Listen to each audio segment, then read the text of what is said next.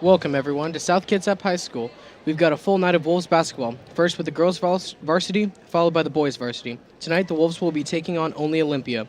I'm Gabe Wynn, a junior video student here at South, and joining me in the booth is senior video student Ian Aguilera. So, Ian, what kind of game should we expect tonight? I expect a really fun, good game tonight. It's the first game for both teams. Both teams are super eager to kick off the season with a strong start, and Wolves tonight have the home advantage with our amazing band, the cheerleaders, and student section seem to rolling in. And what are you thinking? I think. Good evening, basketball fans, and welcome to tonight's SPSL basketball game between the visiting Olympia Bears and your South Kitsap Wolves. This game is played according to the rules of the Washington Interscholastic Activities Association. These rules provide for fair competition amongst players. In efforts to observe the rules of fair play, we expect all players and spectators to exhibit good sportsmanship. Please remember to show respect for officials and opposing team members. If you feel uncomfortable due to someone around you being disrespectful or profane, please contact one of the school supervisors on duty. Thank you for your cooperation. Please have fun and enjoy the game. And now the lineups. First for the visiting Bears.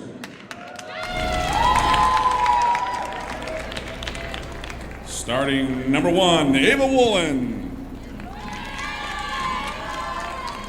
Number 11, Lauren McBride. Number 21, Macy Neal.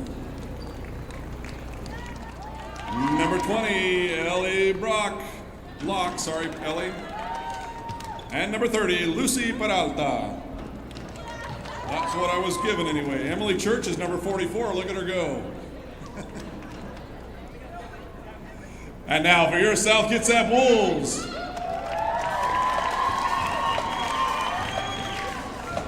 In my defense, they changed all the numbers on me. Okay, number 00, Marissa Lynn. And number 5, the real deal, Emily Reel.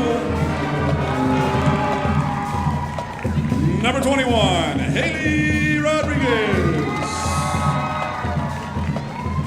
Number 24, Arisa Amion. And number 25, Emma Erickson. The Wolves are coached by Miss Tammy Helwig. Olympia Bears are coached by Jackie Robinson. Our officials for tonight's game from the Peninsula Basketball Officials Association. Our referee is Cheryl Ondrak, our umpire Rob Zilstra, and our other umpire Brian Striggy. And now, ladies and gentlemen, would you please rise as the NJROTC, commanded by Chief Petty Officer Ariana Montesala, and joined by Cadet Seaman Hassebrock, Petty Officer 3rd Class Carter, and Cadet Seaman Apprentice Santiago, march on the colors.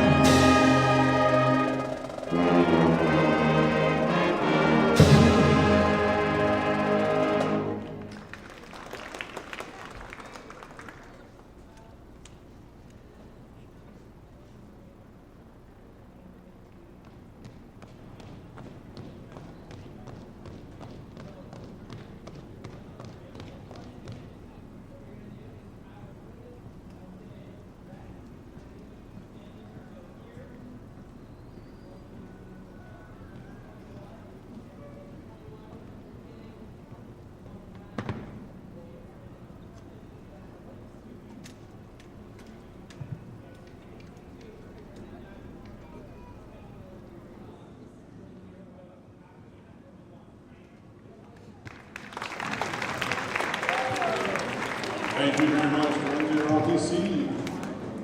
And thank you to our band. Thank you very much under the direction of Mr. Grams. And now, let's play some basketball.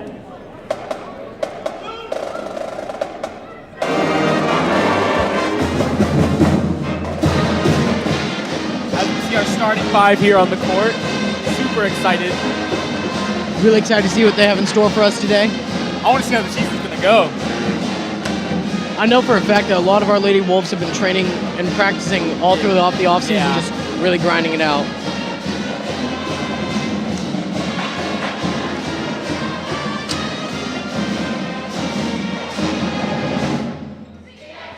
Here for tip-off, we have Olympia's 6'2", number 44, Emily Church. Versus Emily Reel. It's covered by number 24, past number 5, Emily. Bringing down the ball. Pass to Emma. And recovered by number Couldn't 4. quite get there yet.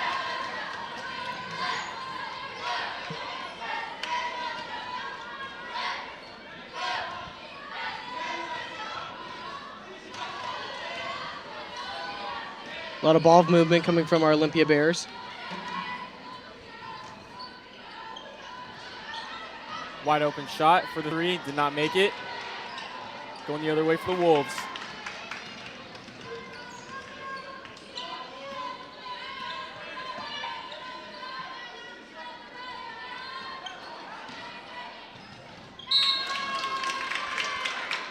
See these little mistakes after the first quarter or even after the half, they'll recover. It's just the nerves of our crowd tonight, and Yeah. one of the first home openers with it being recorded for WTV. I'm sure the butterflies will be out of their stomach pretty soon.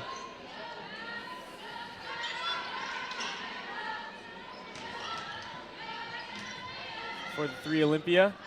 Not quite there yet. Recovered by Rebounded. 44. Still sitting at 0-0 for the fast break. Slowing it down just a little bit.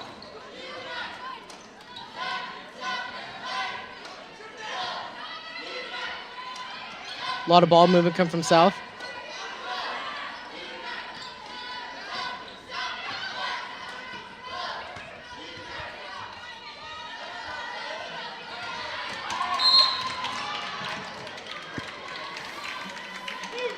Taking by number 4.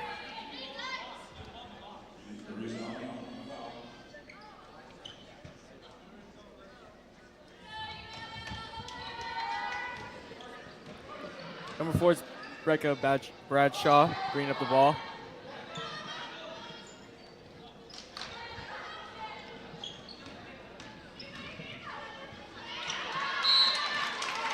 Foul called. That was against Emily Church, who now gets free throws. 2 shots at the line. Yes.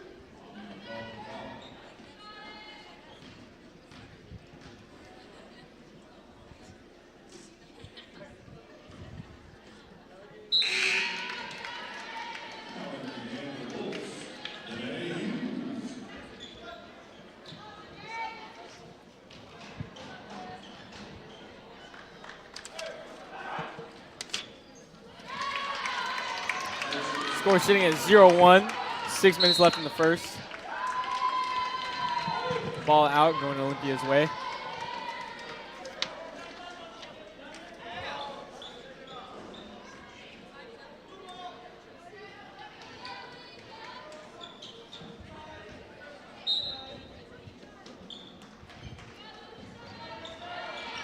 For the 3, Olympia Bears. Could not sink it in quite yet. Recovered by number 20, Danae Hughes. Going the Wolves' way. It seems like there's a push call.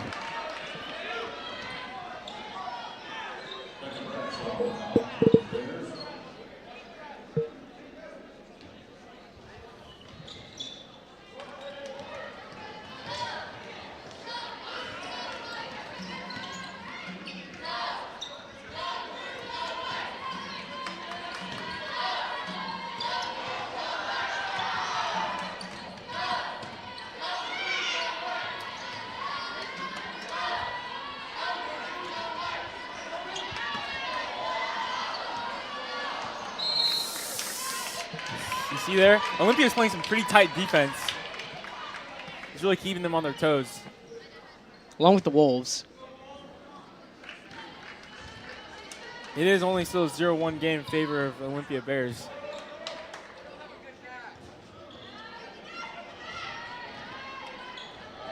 Oh! Haley Rodriguez with the block.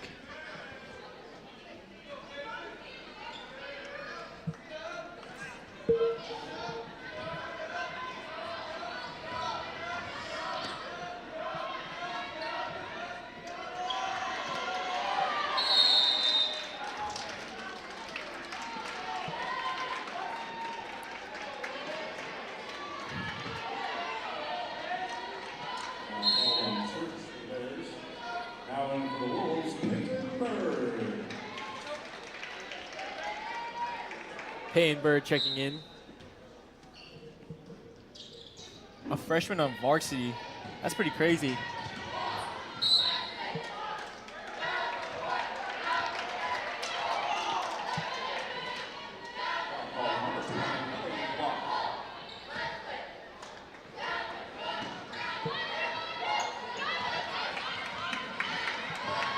Turnover. Good defense by the Wolves. Stepping out. Ball for the Wolves. That was some good two-man defense. Let's hope the Wolves can capitalize on that.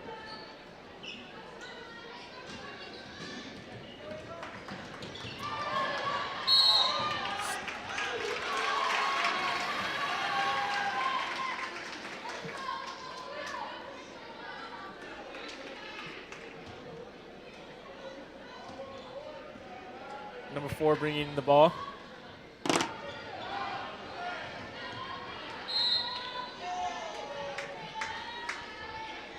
We'll stay on the Bears side.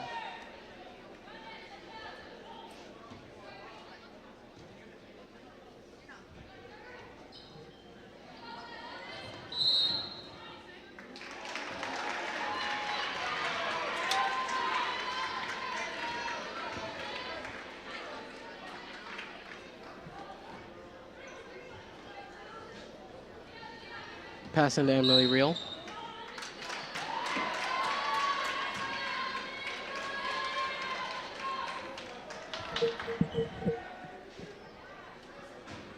Ref called out, so we go in the other direction. Still a 0-1 game in favor of the Olympia Bears. Nice block. By Emma Erickson.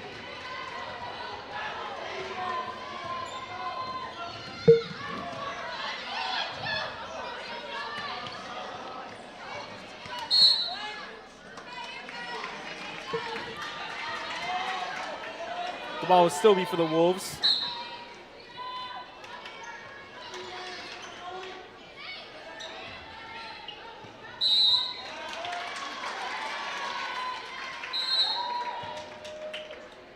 Entering the Wolves, Kaylee Reyes.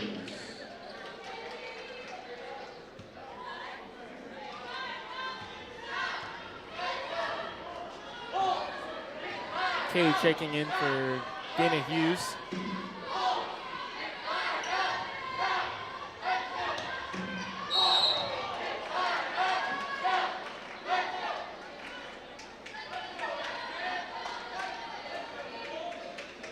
Foul call on Peyton Bird.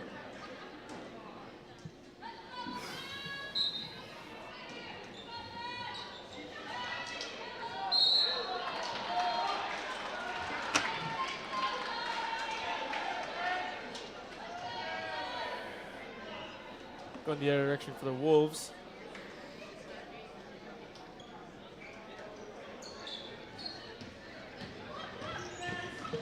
Stolen by the Bears. Fast break.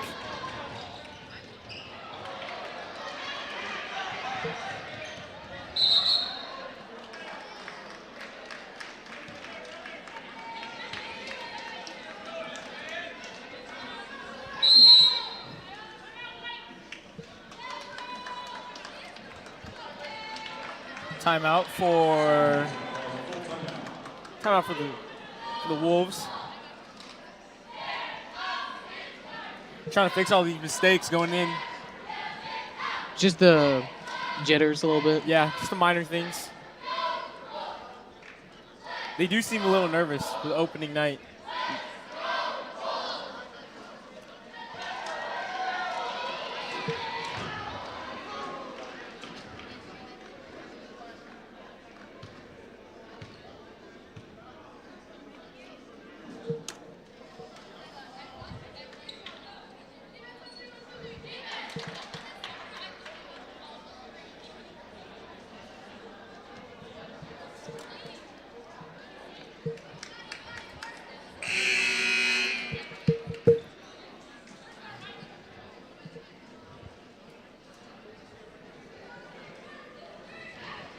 After this varsity game, be sure to stay tuned for our boys varsity. They are also facing the Olympia Wolves. Should be a good game. Yeah, the boys have been grinding throughout the whole year after last season. The grind does not stop.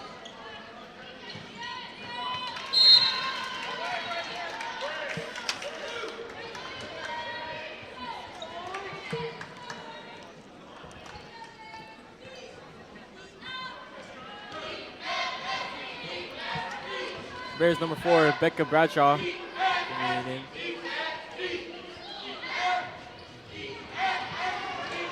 Two-man defense, recovered, going the Wolves' way.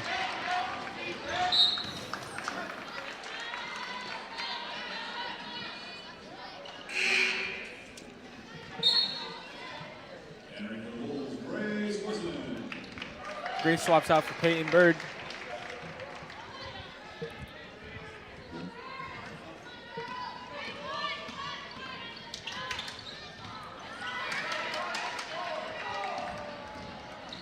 On the fast break.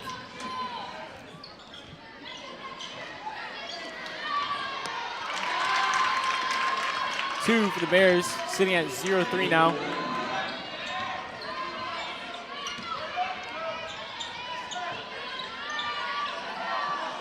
Rebounded.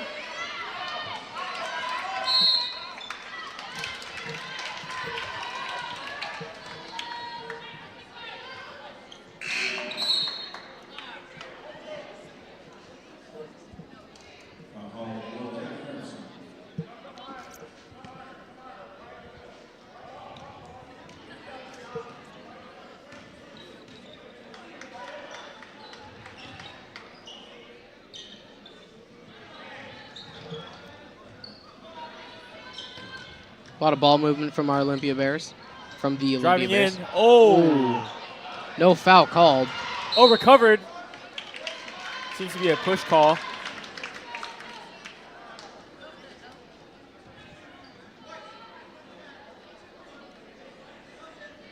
It appears that push call was called on number 10, Grace Glisson.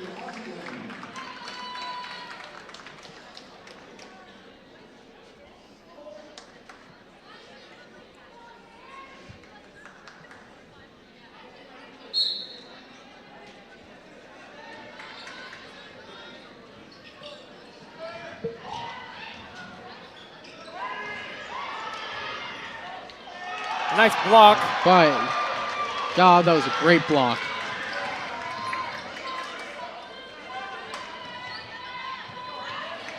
For the shot. Rebounded by Emma Erickson. And that's two for the Wolves.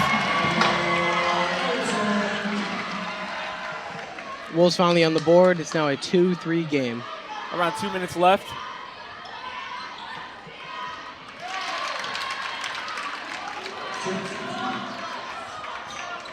Number 44, 6'2". That's really a big factor in Olympia's team. A big height differential between our Lady Wolves. There we go. Now sitting at 4-5, what a minute 30 left. It seems like both teams have gotten on their momentum. I finally shook the cobwebs out of their head and realized we got a game. 3. Can't sink it in yet. Rebounded.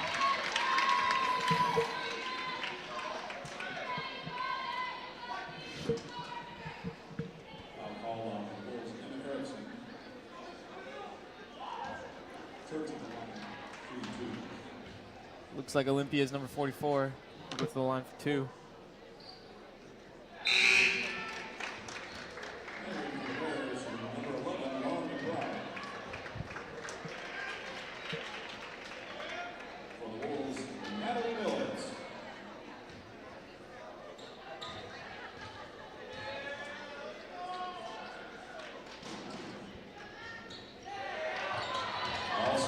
Rebounded by the Bears.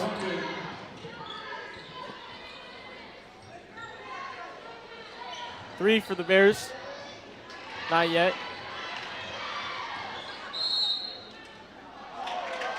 There appears to be a travel call.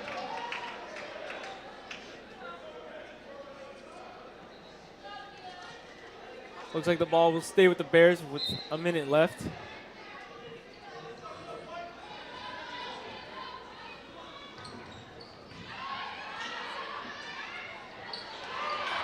Rebounded again. 2 for the Bears, sitting at 4-7.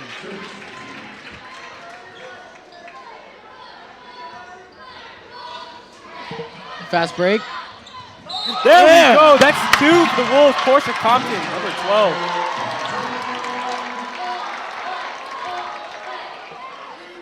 Staying at 5-3. That's very impressive.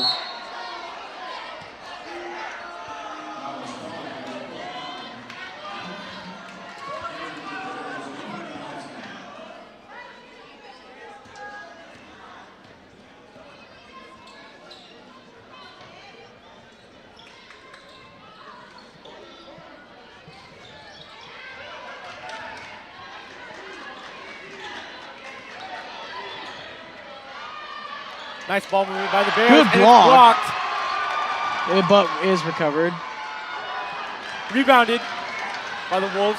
Portia Compton going in fast. The last touch was by the Bears. It will stay the Wolves' way. 10.5 seconds left in the quarter. Sitting at 4-7, hoping to finally get that last point before the clock goes out. Shot is up.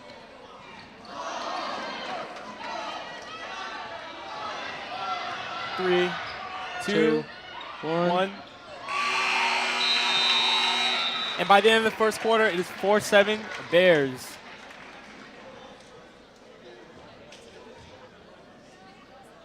What do you think about the first quarter so far, Gabe?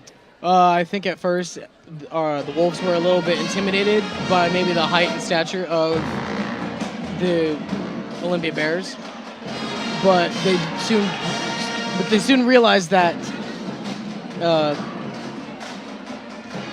it takes a team, not one person.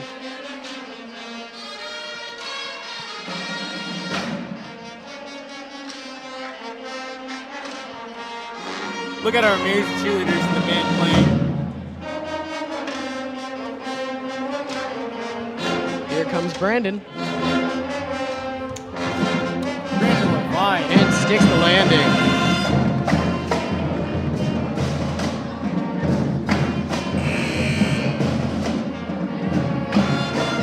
So Ian, have you ever thought about being a cheerleader?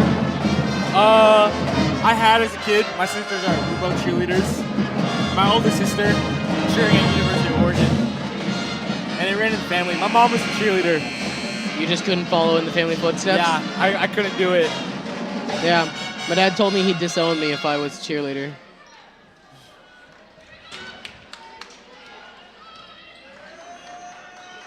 Mr. Wynn sounds like a wise guy. Mr. Wynn is a very wise man.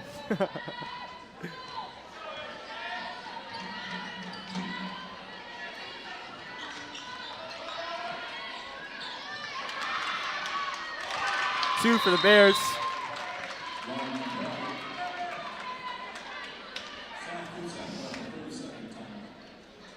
There's a timeout for the South Kitsap Wolves.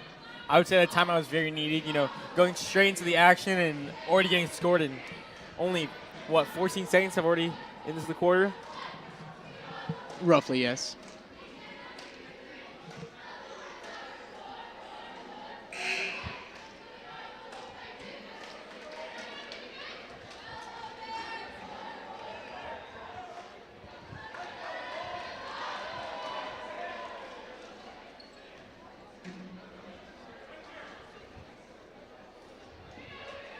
The Wolves only down by 5. Haley Rodriguez bringing in the ball.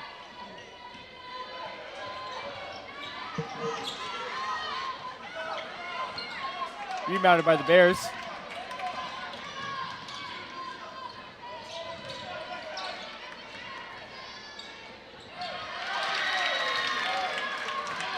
.411 Bears.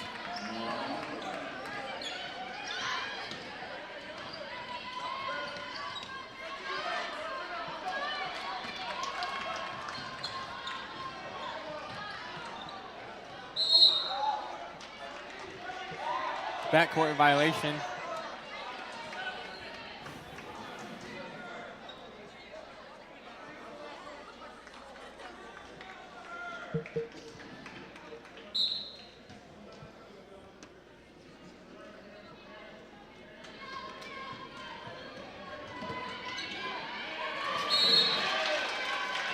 Seems like Olympia's triple teaming the ball right now.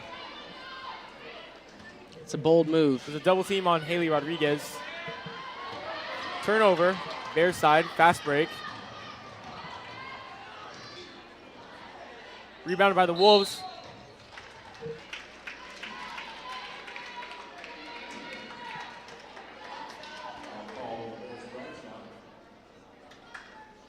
It appears there was a foul on Bradshaw.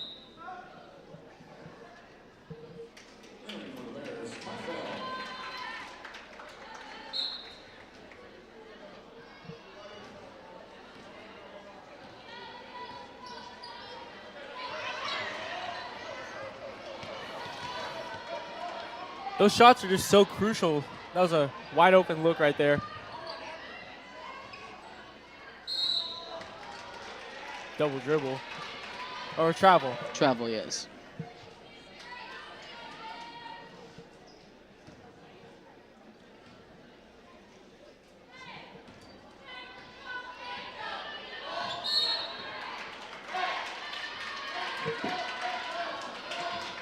Backcourt violation.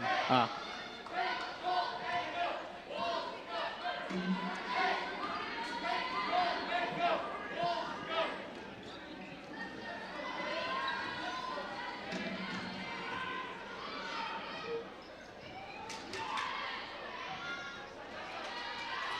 Rebounded by the Wolves. Bears possession. The shot for is the up. 3. And it sinks in. The Bears now up 10 points, 14-4.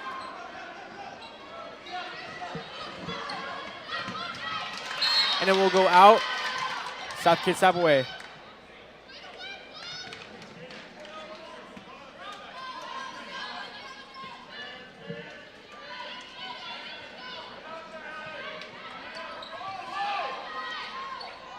Oh! Shot is up and good by Emily Reel, number 5. That was 2. 6-14, cutting the lead to 8. Let's see if the Wolves can build on this momentum. Shot is up. Not quite there. Rebounded by the Bears. Quick pass, quick pass. And Stolen by the Wolves. Fast break. Payne Bird with the shot. And it is good. Cutting the lead to 6. The Wolves only down. Scores 8-14. The Bears taking it in slow.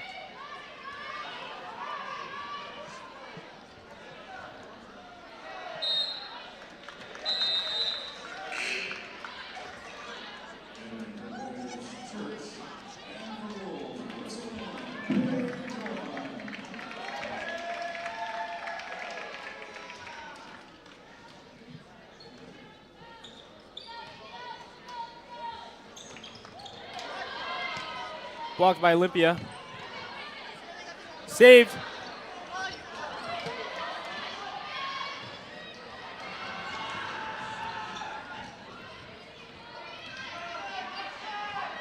For the 3. And it is good. The Bears sinking in 8-17. Bears now make lead by 9. by 9, yes.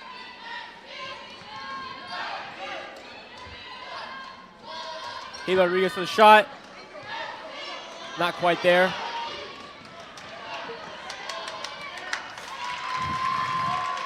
Bears leading by 11.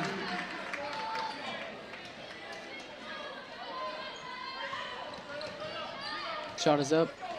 Rebounded by Peyton the Bird. South. And it's It is in. Cutting back to the 9-point lead.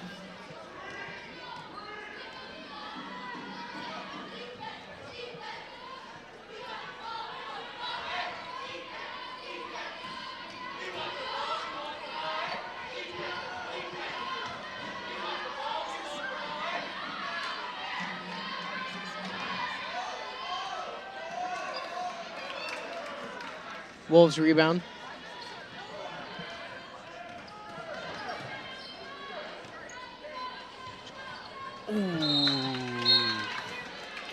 Emily had the right idea, just wasn't there yet.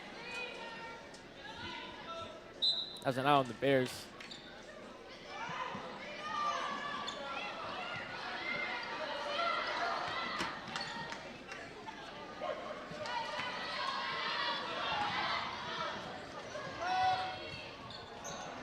Rebounded.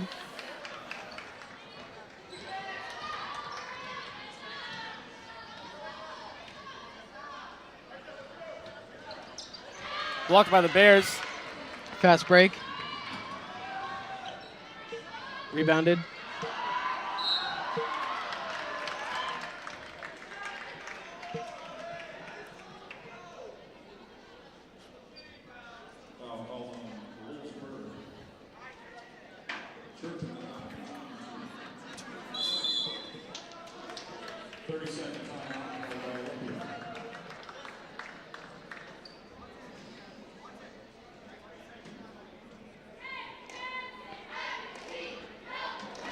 SKB. Boom, snap, clap, a boom, snap, clap, snap, boom, snap, clap, a boom. Ow.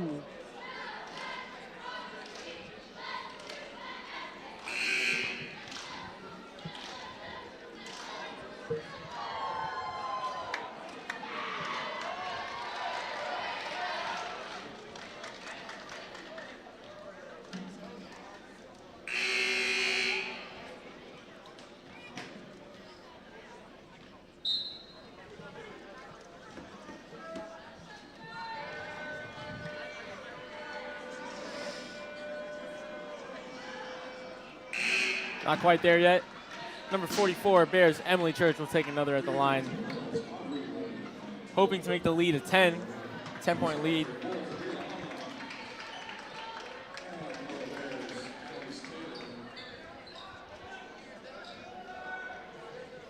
I think South just needs to rally behind and get that same intensity and anger that they had in the beginning of this quarter. Rebounded. Ariza Amian.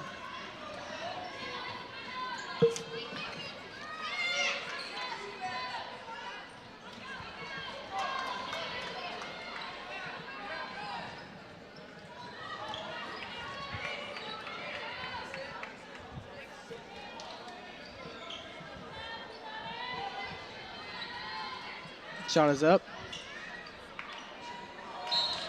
It is knocked out by the Olympia Bears, meaning it will be a South ball.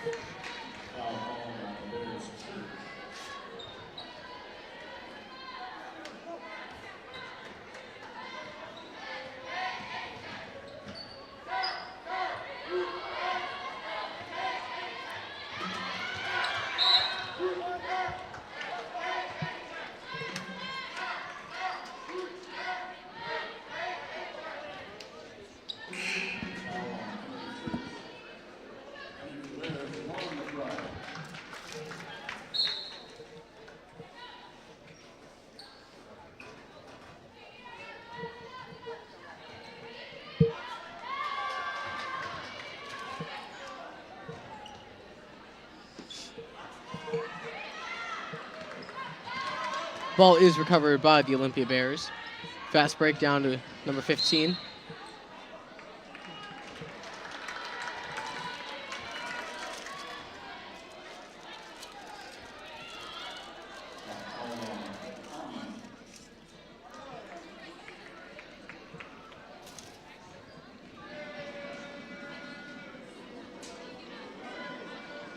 Shot is up, and it is good. Now making this a 10-point game.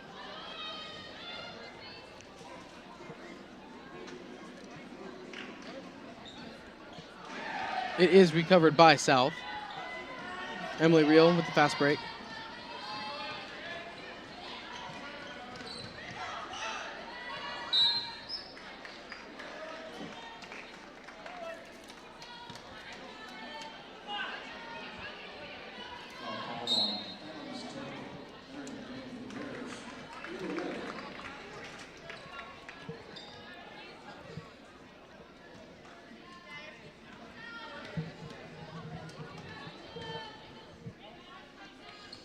Shot is up, and it is good.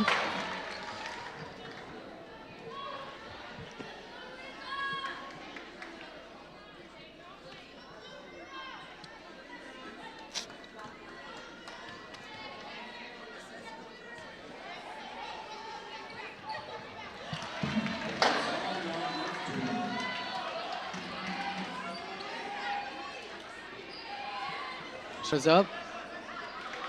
Bounces out. South has now possession of the ball. Good pass.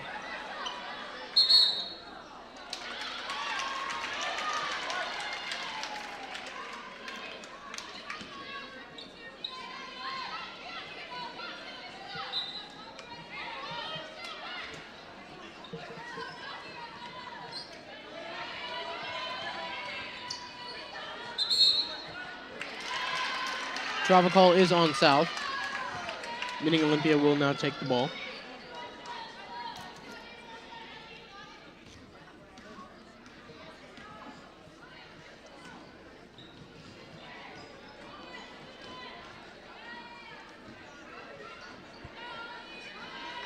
Ball is recovered by South, number 24.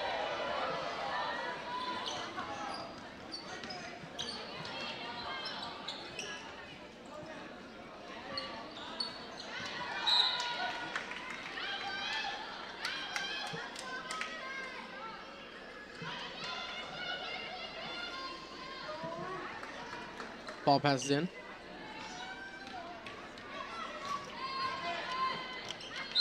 Ball's on the floor. Scramble.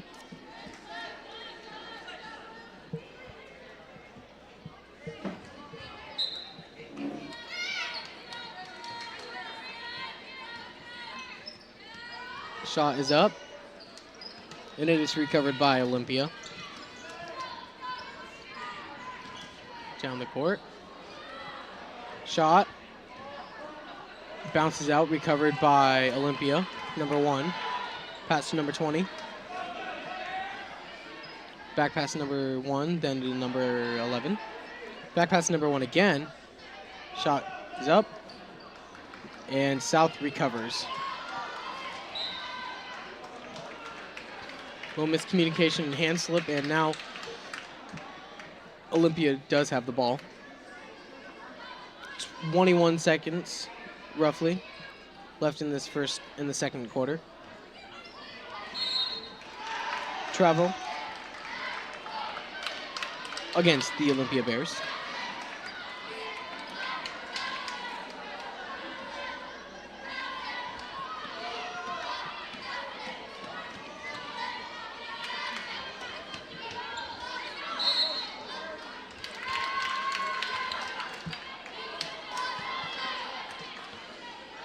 Roughly 12 seconds left in this first half or second quarter.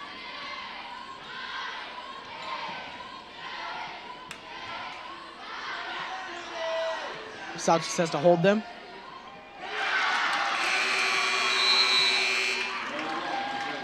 And after our second quarter, it is 12-23 in favor of the Olympia Bears.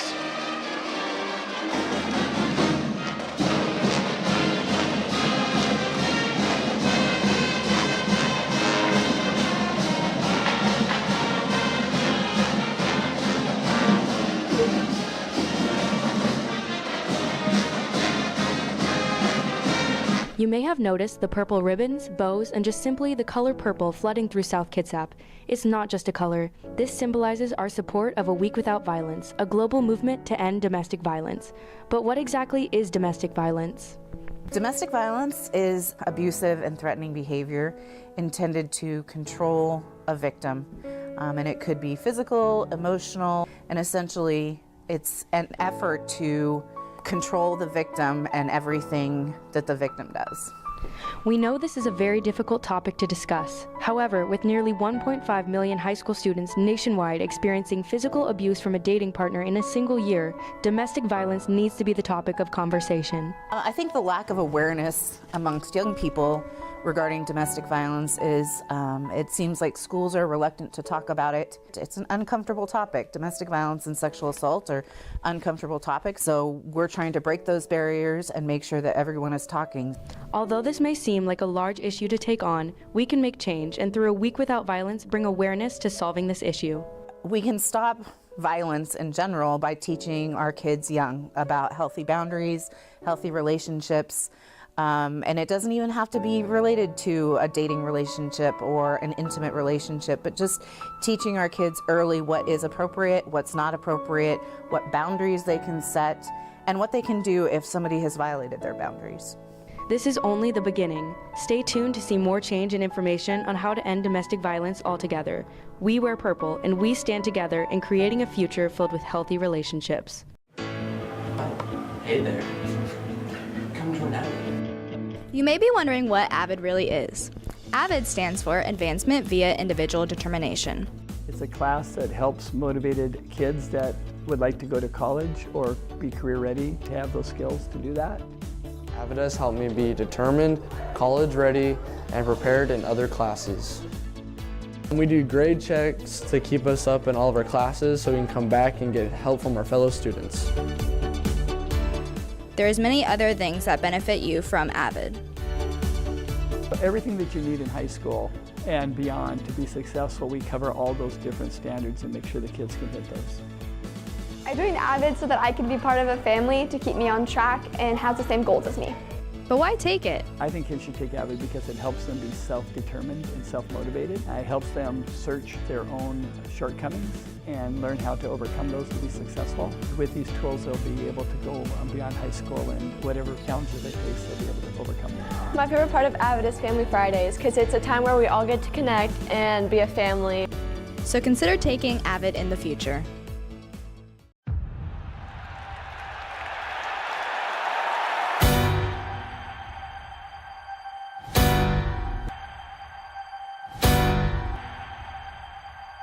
And so a lot of it is the proper mindset and understanding what we have to do to be able to do that, how hard we have to train, the type of training that we have to do, and the commitment to the program and commitment to each other as teammates. Cross country, one of the most successful teams here at South. Not only do they triumph on the course, but they also excel in the classroom. Cross-country runners have held the highest GPA for consecutive years now. Their hard work and determination has brought them several titles and awards. The girls had a goal of podiuming at state, and we did so. And I ran individually pretty well too, so I was happy. How did they do this? Well, their answer is easier said than done. I think that the biggest thing that we did this summer was just a lot of consistent work, a lot of consistent mileage. We all trusted each other, we trusted the coaching staff, we trusted the process, that was our big motto, and that contributed a lot to our success and just believing in each other and setting big goals for ourselves. This year, boys and girls advanced, with the girls placing 4th in the 4A state meet. The team even got to travel to Idaho for the Nike Regionals. Their preparation was the most important part of their success. They put in countless hours of training. Girls got up to do about 50 miles per week, so we've put in a lot of training to get to where we were. The team will be leaving their legacy here at South and are planning to run onto bigger and better things. I'm hoping I can get a running scholarship to run at Western or Gonzaga University. Next year, I'm going to have to move away from one of my favorite teams to run with, but I'm looking at different colleges right now. I'm undecided, but I'm planning on running in college.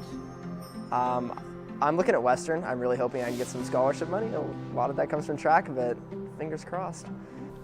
These people have created bonds, shared labs, and persevered to get where they did. And their accomplishments will set the bar for future runners to come.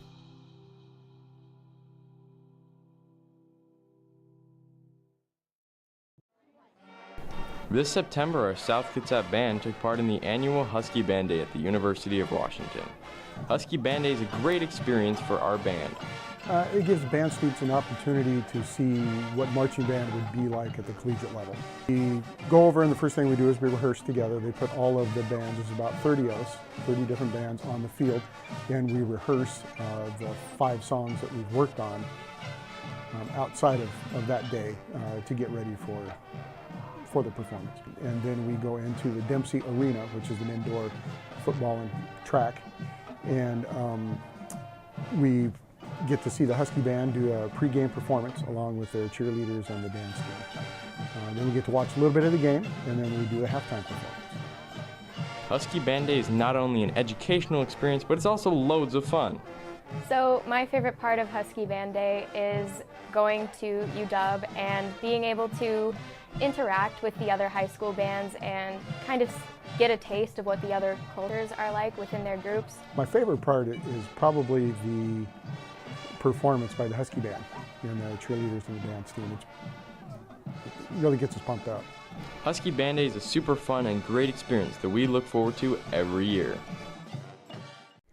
The Prom Closet. It's a place where students have the opportunity to lend a helping hand to those in need within our community and look great while doing it.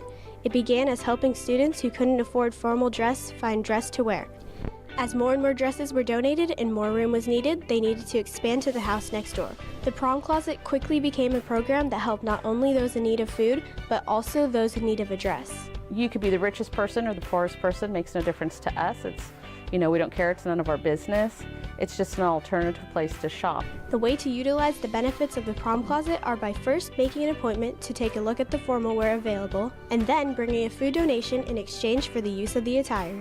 A food donation is not 1 can. A food donation is not 2 cans. A food donation, your hand should be full. If there's ever a private situation that you'd like to discuss with me, that's fine. You can let me know through your counselor or through your teacher, or through myself personally. Every year they collect lots of food that the helpline otherwise would not have had. You don't want to miss out on this great opportunity.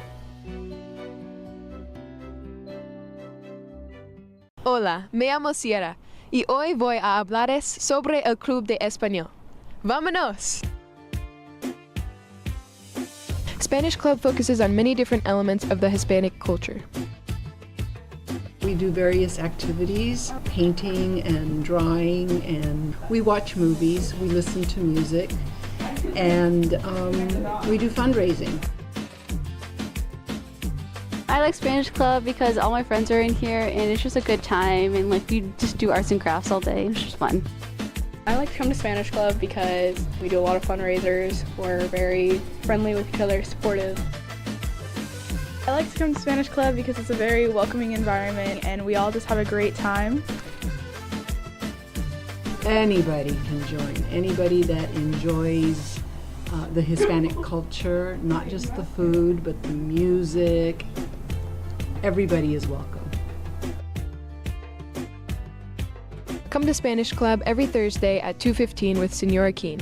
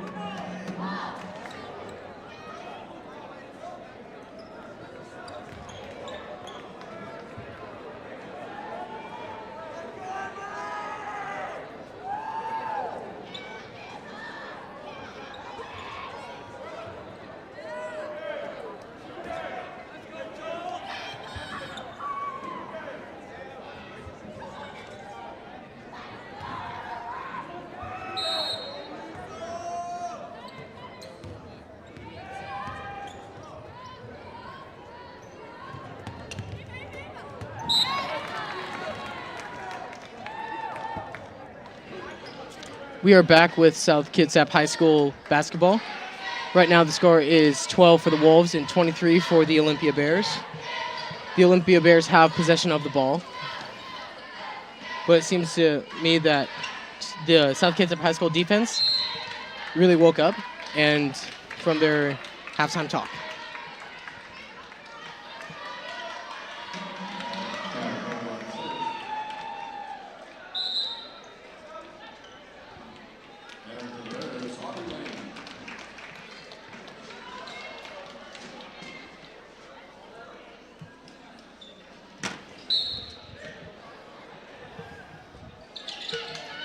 South with possession of the ball.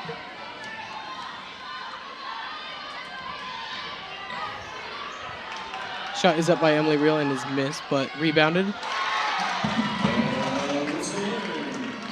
2 points for the South Kitsap Wolves. Now making it a 14-23 game.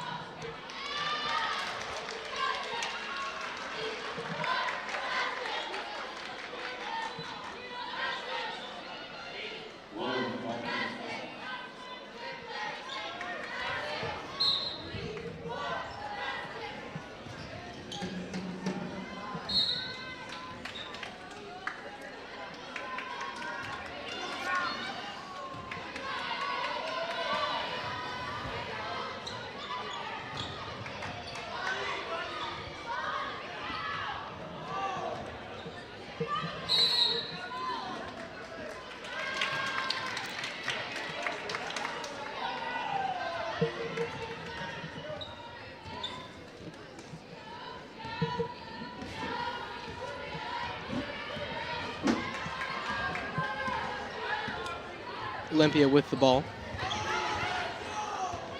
No foul. No harm, no foul. Shot is up by the South Kitsap Wolves. It is also recovered by Wolves. Tossed out. 3 is up. Bounces out. Recovered by the Olympia Bears.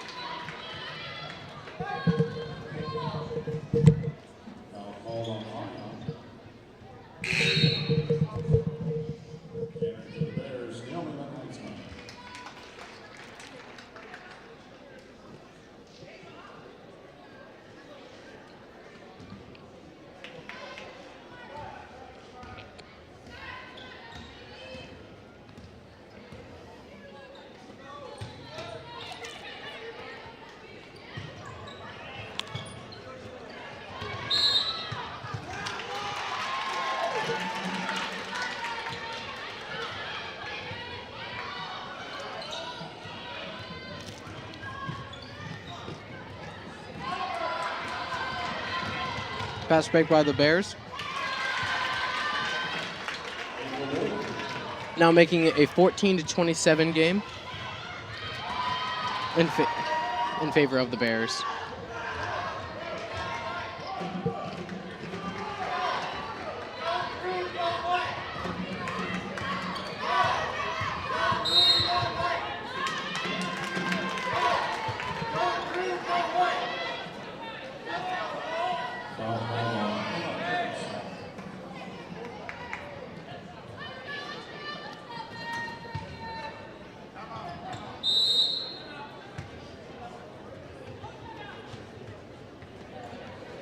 Timeout is called.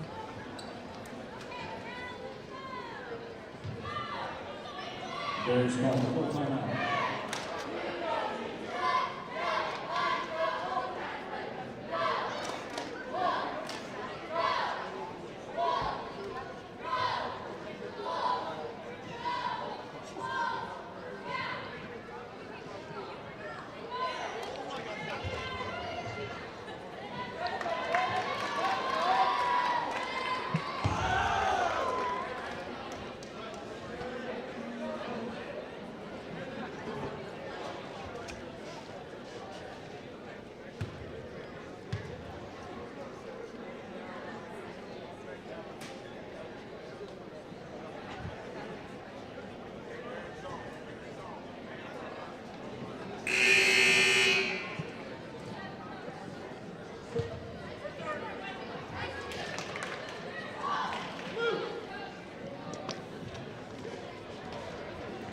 The game is 14 Wolves, 25 Olympia Bears, with roughly 5 minutes and 45 seconds left in the third quarter. Bears with the ball.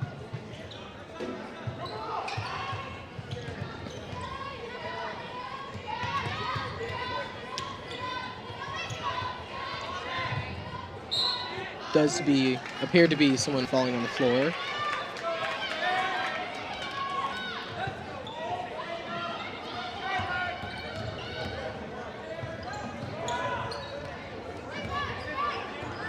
Shot is up, and it is good. That is a 3 for our South Kitsap Wolves. I apologize, that is a 2. Wide open 2.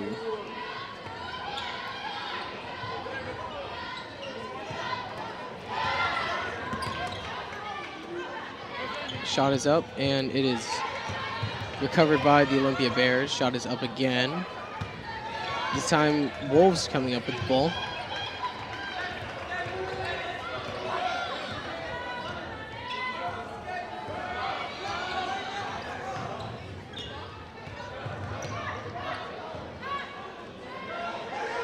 Good ball movement. Wide open 3.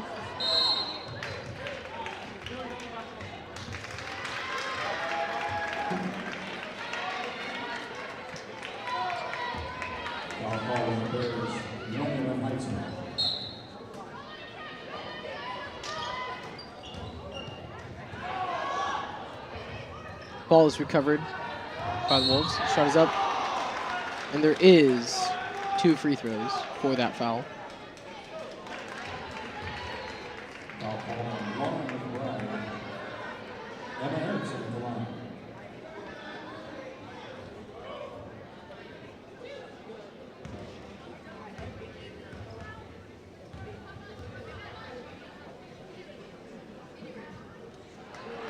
Shot is up, and it is no good for South Kitsap Wolves. It is now a 16-25 ball game. Number 25, Emma Erickson is up to shoot. And it is good, now making it a 17-25 basketball game here at South Kitsap High School.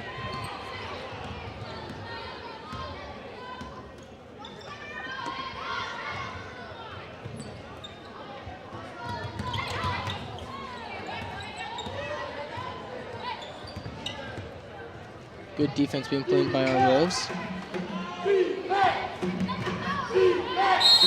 Drive up to ball, but there appears to be a foul. I don't necessarily agree with that, but that is what the play has been called.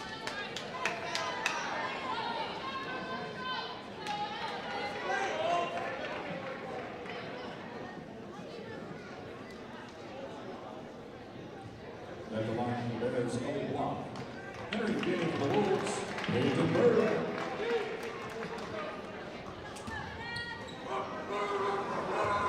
Here we have some chatter coming from our student section, hoping to rile up or distract number 20 for the Bears, but seems to have no use. Let's see if she is a little bit shaken, not in her home court. Shot is up, and it is good again. It is now a 27-17 game, 10-point differential.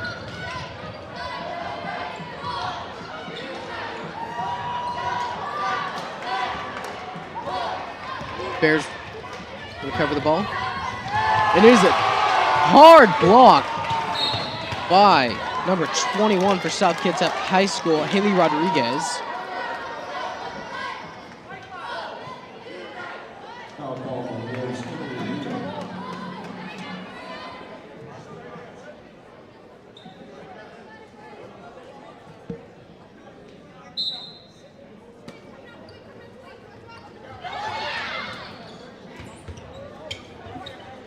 Ball bounce back to number 11.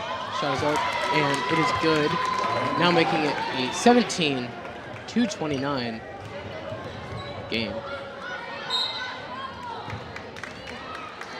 appears to be a violation of some sort.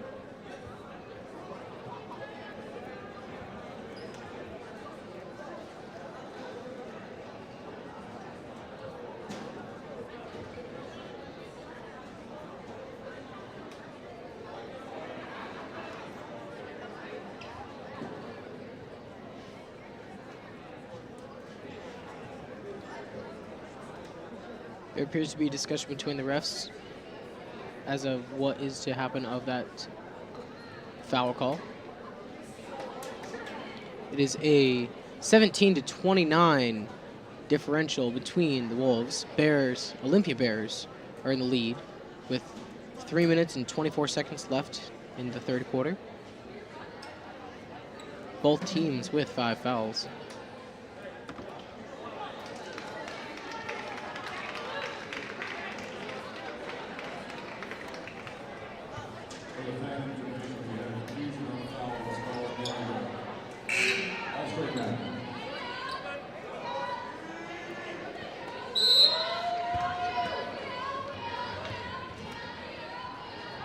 Quick pass out to the left. Is recovered by South Kitsap.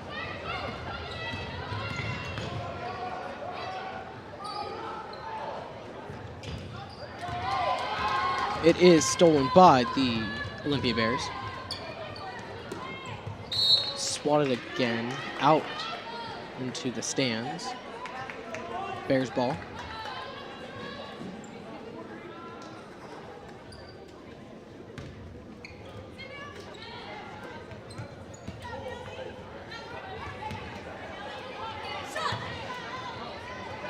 Free shot is taken, but it is now recovered by the Olympia Bears. Shot is up and out. Once again, recovered by the Olympia Bears.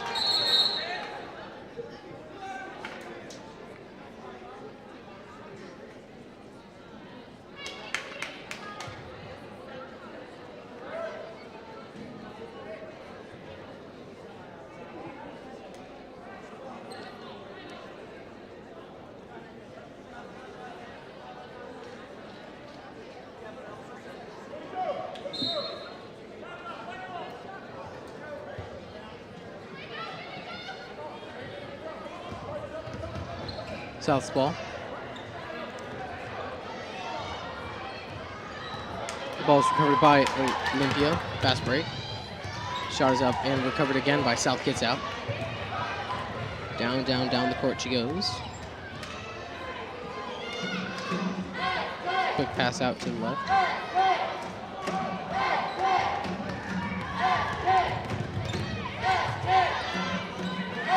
Recovered by South Kitsap High School. The game is 17-29 with 2 minutes left in this third quarter. No foul called on that, making it a 17-31 ball game.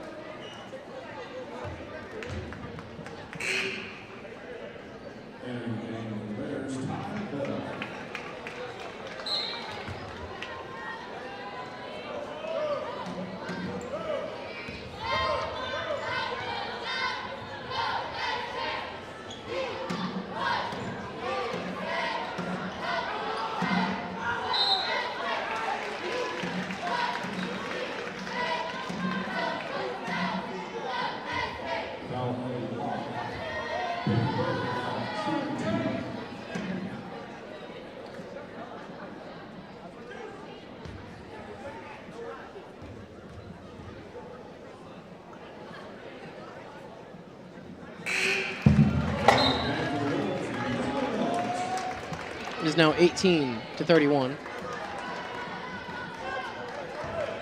Number 33, Peyton Bird, on the free throw line. Shot is up and recovered by South. Then swatted, then recovered by Olympia. Shot is up, recovered by South Kitsap High School.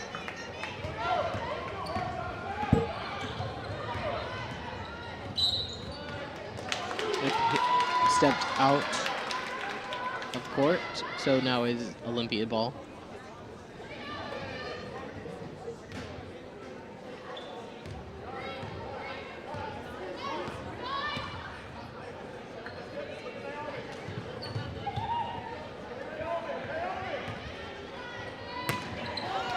Ball is swatted and picked up by Peyton Bird. Swatted by number 24. Wait, no, not number 24. My mistake. Fast break by the Olympia Bears, but South.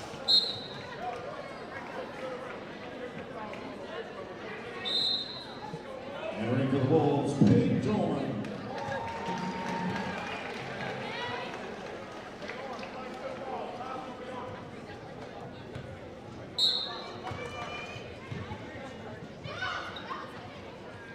Olympia ball. 18-31 with 33 seconds left in the quarter. Shot is up and it is not good.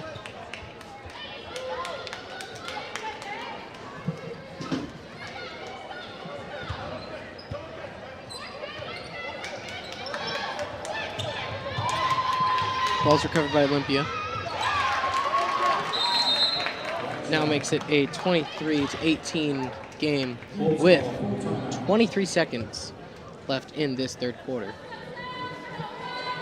Now, me personally, I believe that right now the South coaches are just telling them that they just need to rally around the ball and just work as a team, not as a single individual. Not as single individuals, but as a team.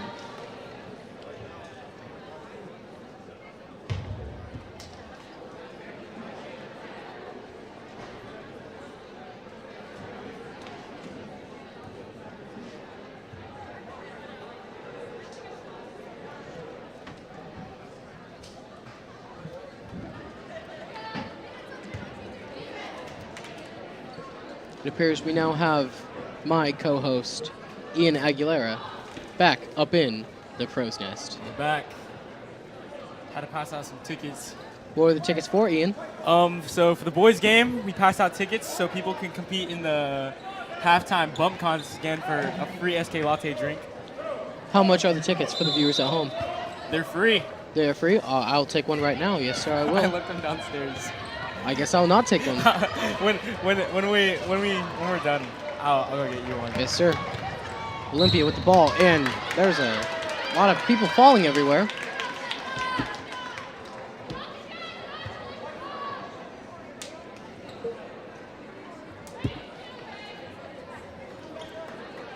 So, when you were out passing out tickets, were you able to catch some of the game?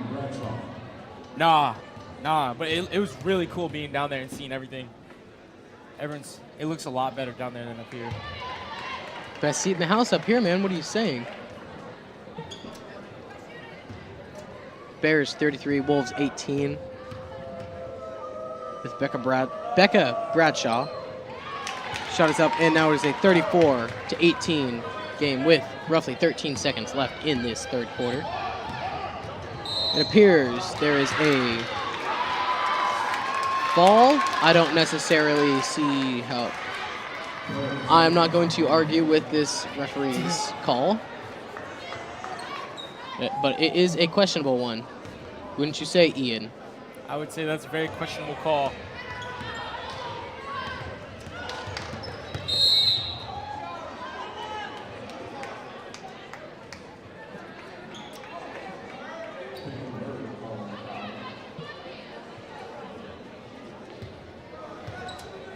Bears again with 2 free throws. Shot is up and it is not good.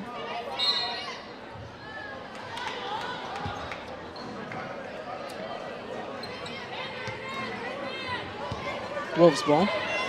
Wolves passes in.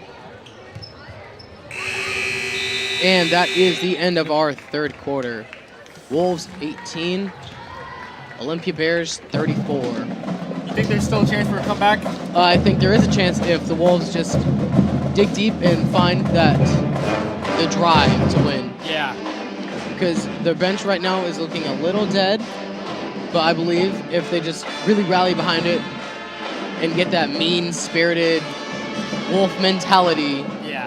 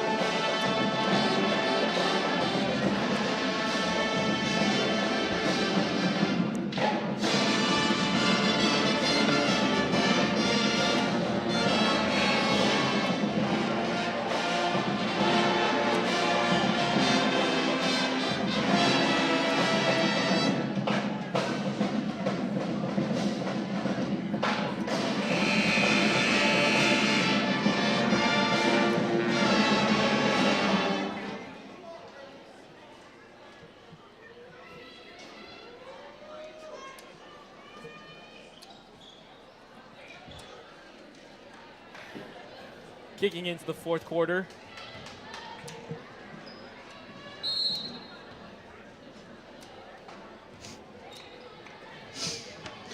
Olympia ball.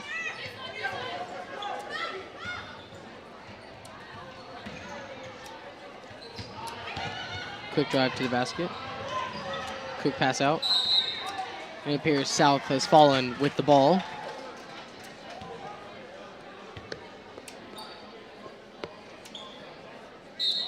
But it is now Olympia ball. Ball is passed in. Shot passed again. Shot is up. It is not good. Wolves ball. Quick pass back to Paige Oman, number 3.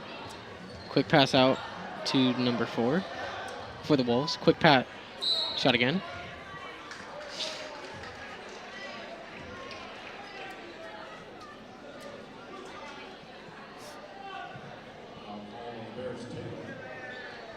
At the line,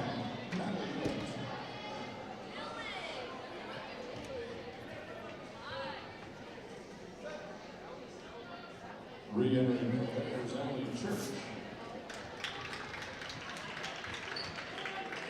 South Kitsap's number 4. Natalie Millett.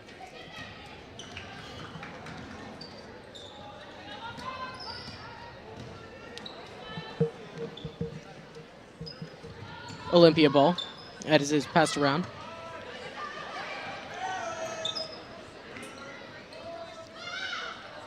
Shot is up, and it is good. It's good. Now making it a 18-37 game.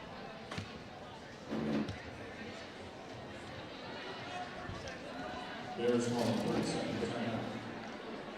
Out of the timeout, entering for the Wolves, Grace Glisson and Harrison. Timeout is called for the Wolves.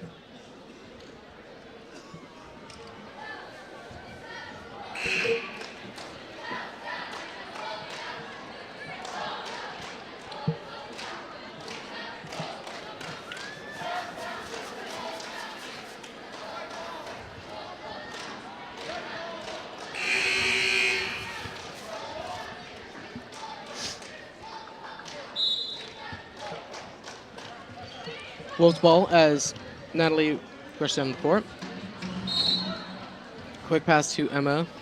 It is tipped off her hands. Now making it Bears ball.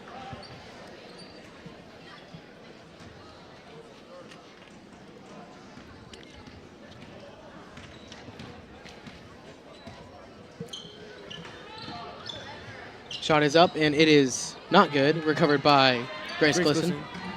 Number 10 for South Kitsap Wolves. Number 5, Emily Rio bringing in the ball. Pass back to number 3, Paige Oman. Pass back to Grace Glisson, number 10.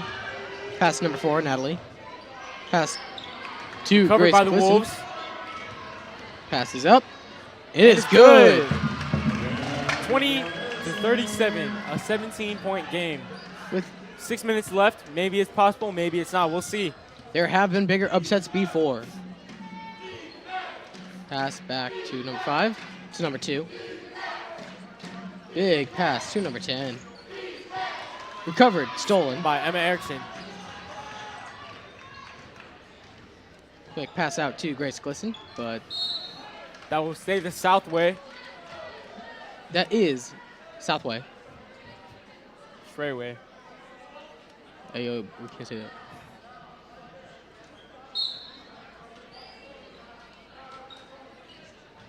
Pass out to Grace Glisson. Then Emma Erickson for an open. A little bit recovered off. by Emily Reel. Covered by the Olympia Bears. Stolen by Emma Erickson. Pass back to Paige Oman. Back to Emma. Bounce off of the... For the shot. Ooh, and it was blocked. Partially. Partially.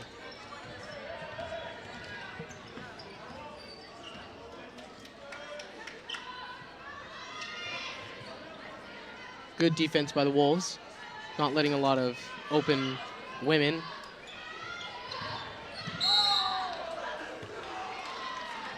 There's a foul called.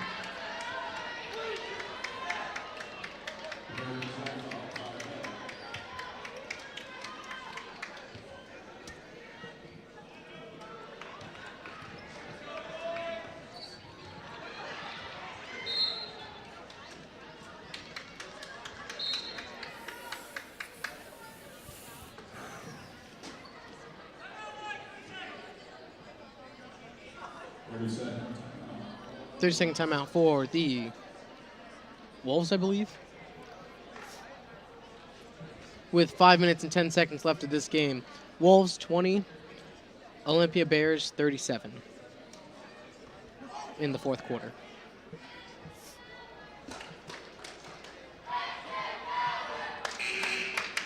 SK Power. So Ian, as a senior, are the seniors on this basketball team really passionate about what they're doing and like really most definitely confident? I can definitely remember back to our sophomore year when it was kind of like everybody making a C team and JV, and we always talked about being on varsity. Now the dream is really real. It's our senior year, and it's pretty crazy, especially with the boys basketball team. It's like a whole lineup of talent, of guys who've played together for a while growing up.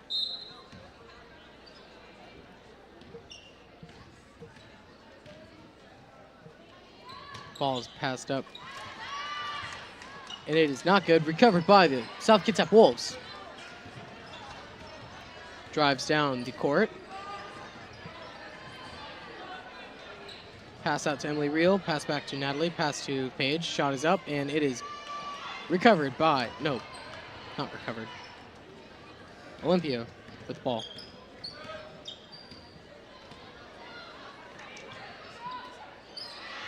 Stolen by Grace Glisson. Drives up the field. Pass to Emily Reel.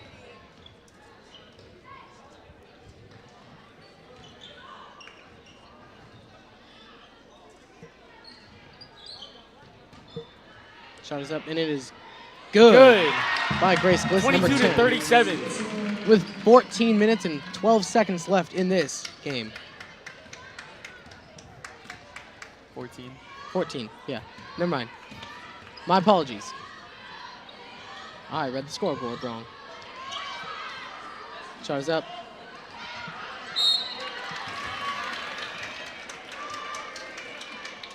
Number 12 will go to the line.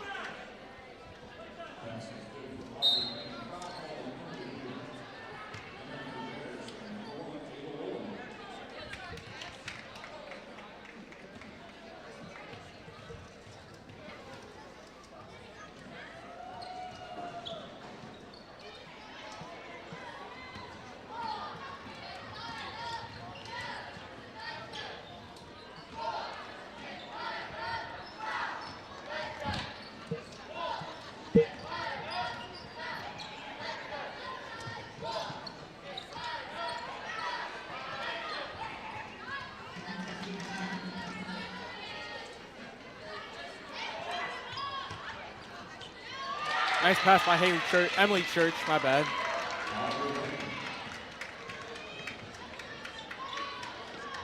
It's now 41 to 22 in favor of the Olympia Bears. 3 minutes and 12 seconds left in the fourth. Probably not the start the Wolves wanted this year, but it's only the beginning. We can only go up from here.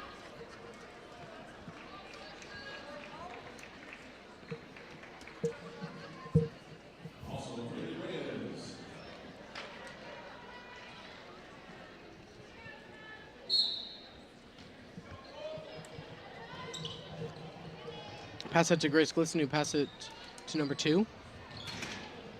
Kaylee Reyes. Shot is up and it's good.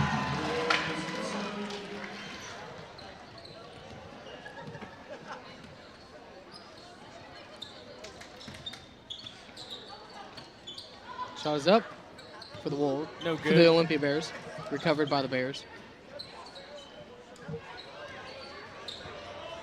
Stolen by Portia Stolen. Common. Oh! She gets up so gracefully. I would like to see that again. We have a replay of that.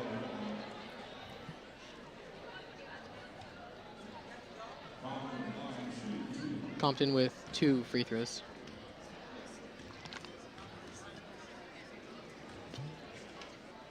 Shot is up. It is good. And it's good.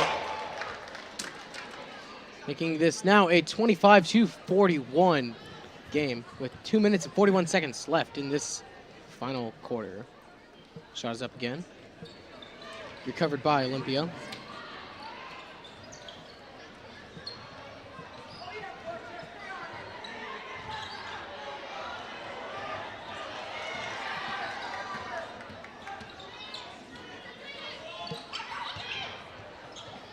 Oh.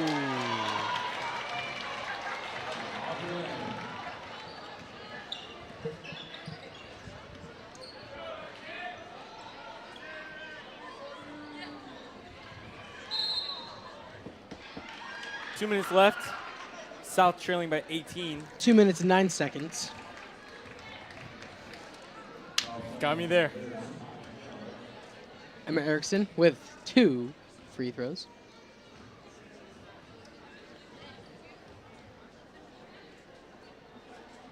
And it's good with the first one.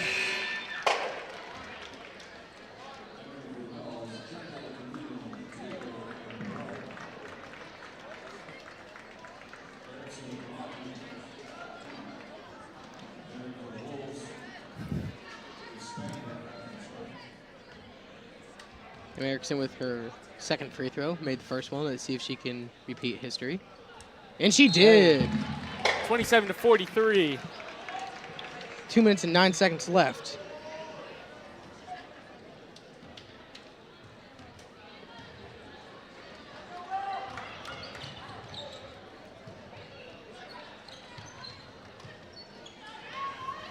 With the shot. Is up and it's No not good. good. Rebounded by Recovered. the Bears. No good. Picked up by Ford.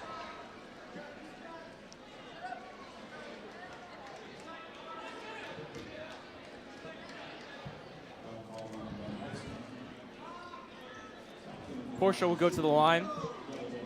2 shots.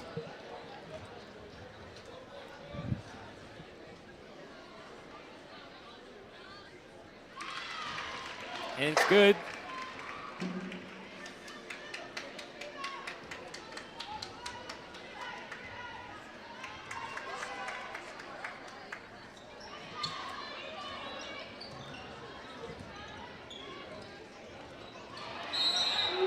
Ooh.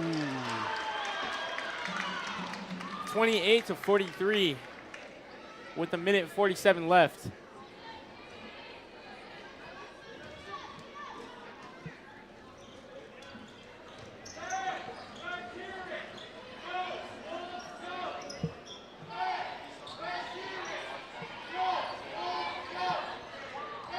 Shot is up, and it is. No good. But it's recovered by South Kitsap.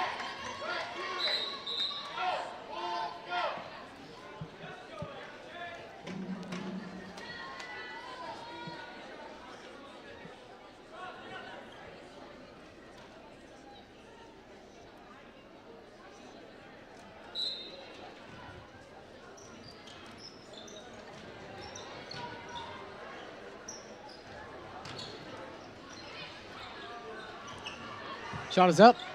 No good. Recovered by South Kitsap Wolves. Shot is up again. Recovered by the Olympia Bears.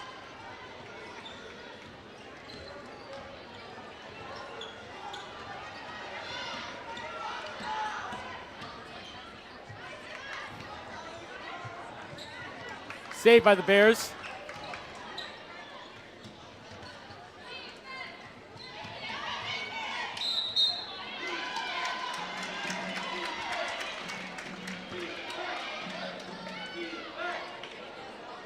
Number 21, Lucy Peralta will be to the line for 2.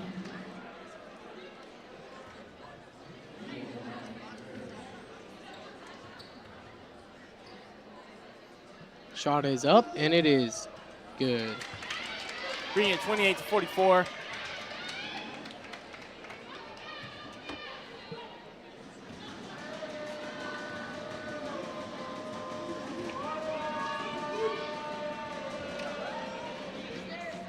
And it's good, 28-45, 53.5 seconds on the clock.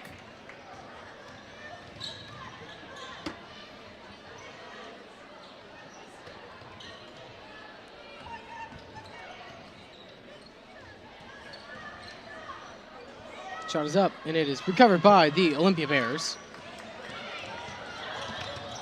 Stolen by Portia Compton. Pass to two defenders. Pass to third. Euro with steps. With the Euro.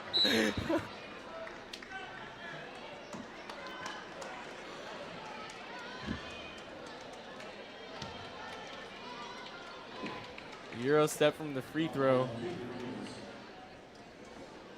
Would have been one for the highlight reels.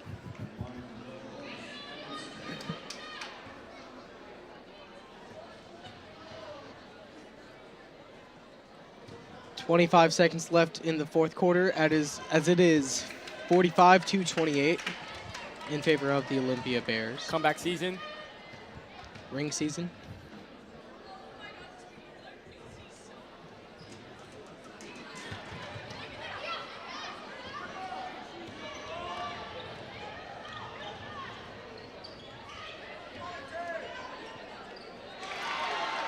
(30-45). 10 seconds left on the clock.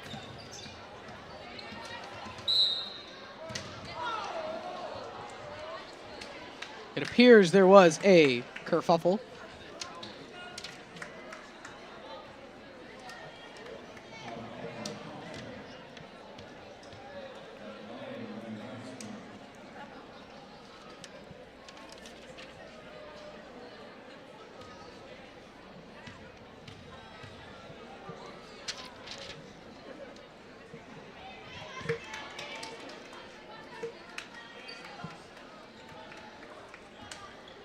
With 6 seconds left in this fourth quarter, it appears there's no way South could make a comeback.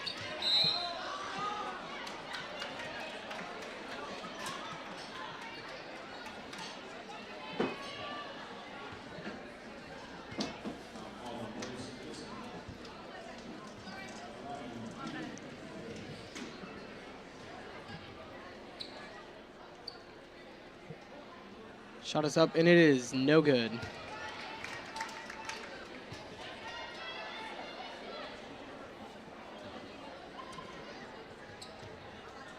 Five seconds left.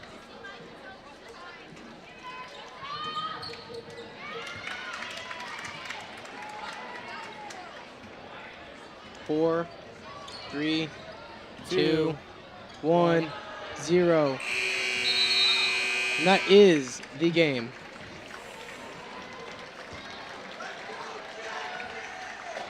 South Kitsap Wolves have fallen short, 30-46. In a hard-fought game against the Olympia Bears.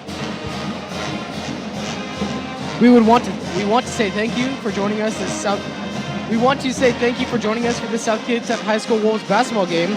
We'd also like to thank the students of the video production program here at South who made the television program possible. And again, the final score, South Kitsap 30 and Olympia 46.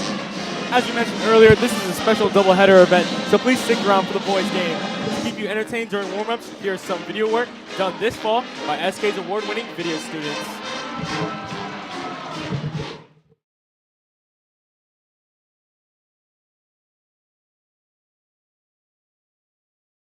The time to save our Earth is not next week, not tomorrow, but now. Yes, saving the planet seems like a big job, but there is one simple thing you can do to keep planet Earth going strong. Recycle. Starting October 15th to November 15th, students at South can take their old textiles, shoes, shirts, and take it to any of the green bins that you can find around campus. The one that we have located as of right now is actually up by the entrance to the football field or the Kitsap Bank Stadium. The EPA estimates that 11 million tons of textiles end up in landfills every year. By recycling and using these bins, textiles can be reused and kept out of our landfills. There are so many benefits to recycling. One, you can reduce your carbon footprint. Second, this corporation is very good at making local jobs and taking the things that we recycle and that we reuse to help people out that really need it. Saving the planet doesn't have to be complicated. If you have old clothing, shoes, or any textiles no longer in use, drop them off in the bins. But make sure to put your items in a plastic bag. Last but not least, every time one of these big old green bins is filled, we get another friendly tree planted. Since 2013, 900,000 trees have been planted. Each time you drop off an item, know that you are helping create a better, healthier planet for future generations.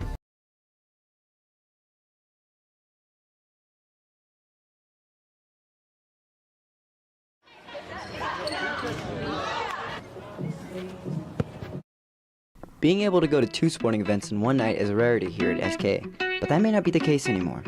Thanks to an effort from Mr. Kirk in the athletics office, volleyball and ladies soccer both played in one night. Even though this is fun and an exciting event, it also has some anticipated impacts on school culture. We have 2,800 kids, and you know, a lot of times there's barely even 20 students at a game. So I'm hoping that you know, if we could get 5% of the student body, we'd have the biggest crowd of any crowd in the SPSL. So, along with supporting your school and being able to go to 2 sporting events for the price of 1, or completely free with ASB, there are also associated student body members selling snacks and drinks for $1 for 2 items. Even though it was the first time SK has attempted an event like this, the difference was noticeable. I looked over to the student section while I was playing, and I mean, usually there's quite a bit of people there, and we get a good crowd, but this time, like, there was way more people there, like 10, 20 more, and I was like, where did these people come from? And yeah, it was pretty cool. If you missed out, don't be disappointed, as Mr. Kirk has some good news for you. I'm hoping to create a couple events where, on the basketball side, where we have both boys and girls varsity play here against, I'm looking at Bellarmine and Olympia are willing to do that with us. So stay tuned in on WTV in the coming months for more information, and go Wolves!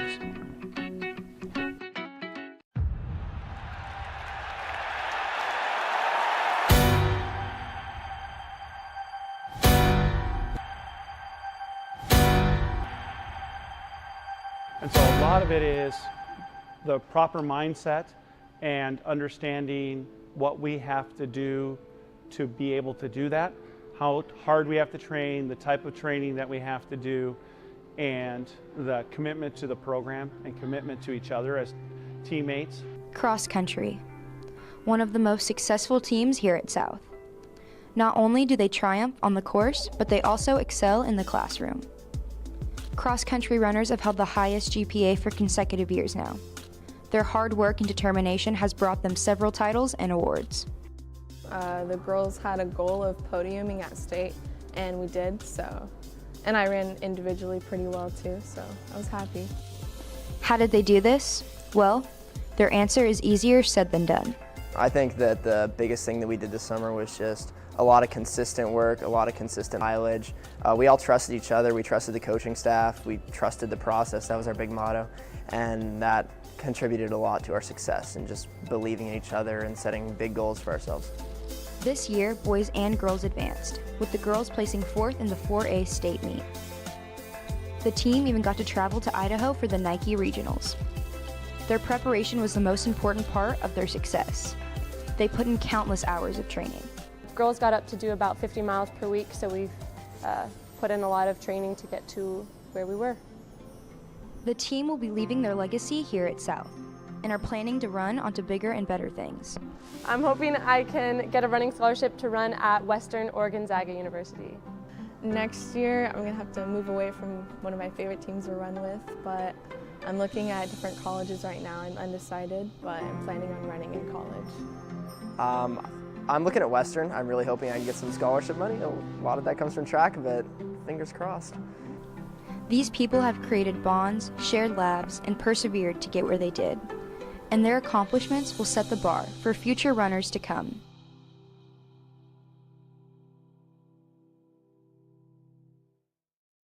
High school comes and goes a lot faster than we might realize. We should be planning now for our future careers. And luckily, there's a test that will help us do so.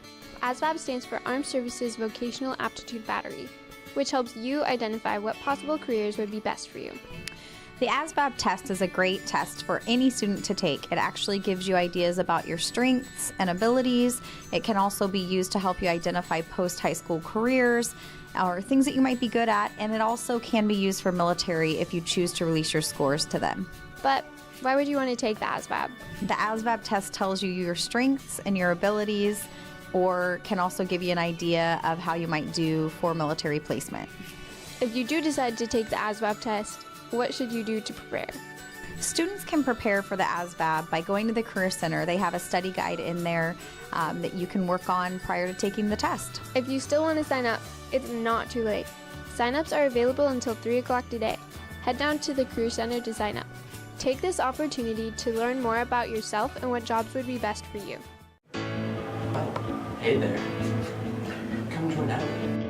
You may be wondering what AVID really is. AVID stands for Advancement via Individual Determination.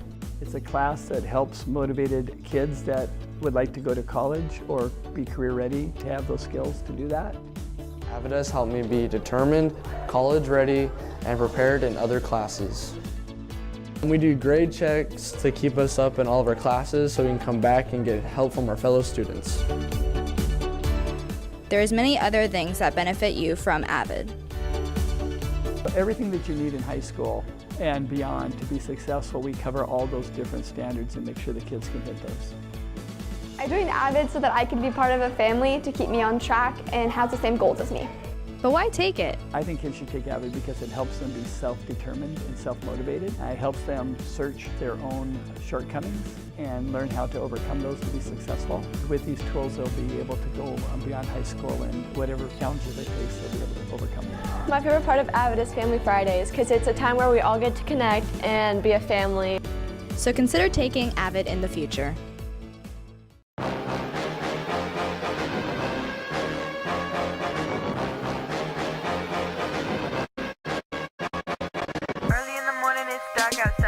Definitely shouldn't be trying to hide from all the cars that probably cannot see you. If you get hit by a car, wouldn't want to be a take a look in the mirror before you go, and make sure you're wearing some lighter clothes. Lighter clothes. Lighter clothes. White or neon reflective too. A hat or a shirt will certainly do. And if you're driving, make sure you're paying attention.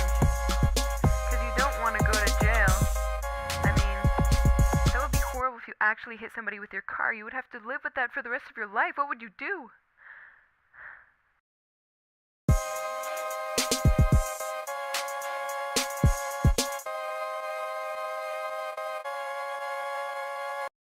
You may have noticed something new around the school. 2 new drinking fountains were put in over the summer, a gift from last year's senior class. We chose to purchase the new water fountains as our senior class gift because we wanted to get something useful for everyone. We know how difficult it was to try and tilt your water bottle and still only fill it halfway. And in addition, we just wanted to be remembered. So every time somebody goes to fill up their water bottle, they can think of the class of 2018. One is located by the Deca store and the other is upstairs near the book room. Overall, the new water fountains will make it much easier for you to fill your water bottles, and it also reduces the need to purchase and use plastic water bottles. These new drinking fountains also allow you to feel good in seeing the amount of plastic bottles you've saved. With the better water pressure and easy-to-use feel, these fountains are improving students' day-to-day experience at SK. So you see, before I used to fill up my water bottle at home and it'll be warm by the time I got to school. But now I just fill it up at school and it stays cold. So next time you use the new fountains to get your bottle perfectly full, keep the class of 2018 in mind. Seniors, the class of 2019. We've come so far together and we have so many big things in front of us that we're going to go through together as well. Most of us look ahead to the future and see a college career. But in order to get there and do it successfully, there are several things that need to be done now.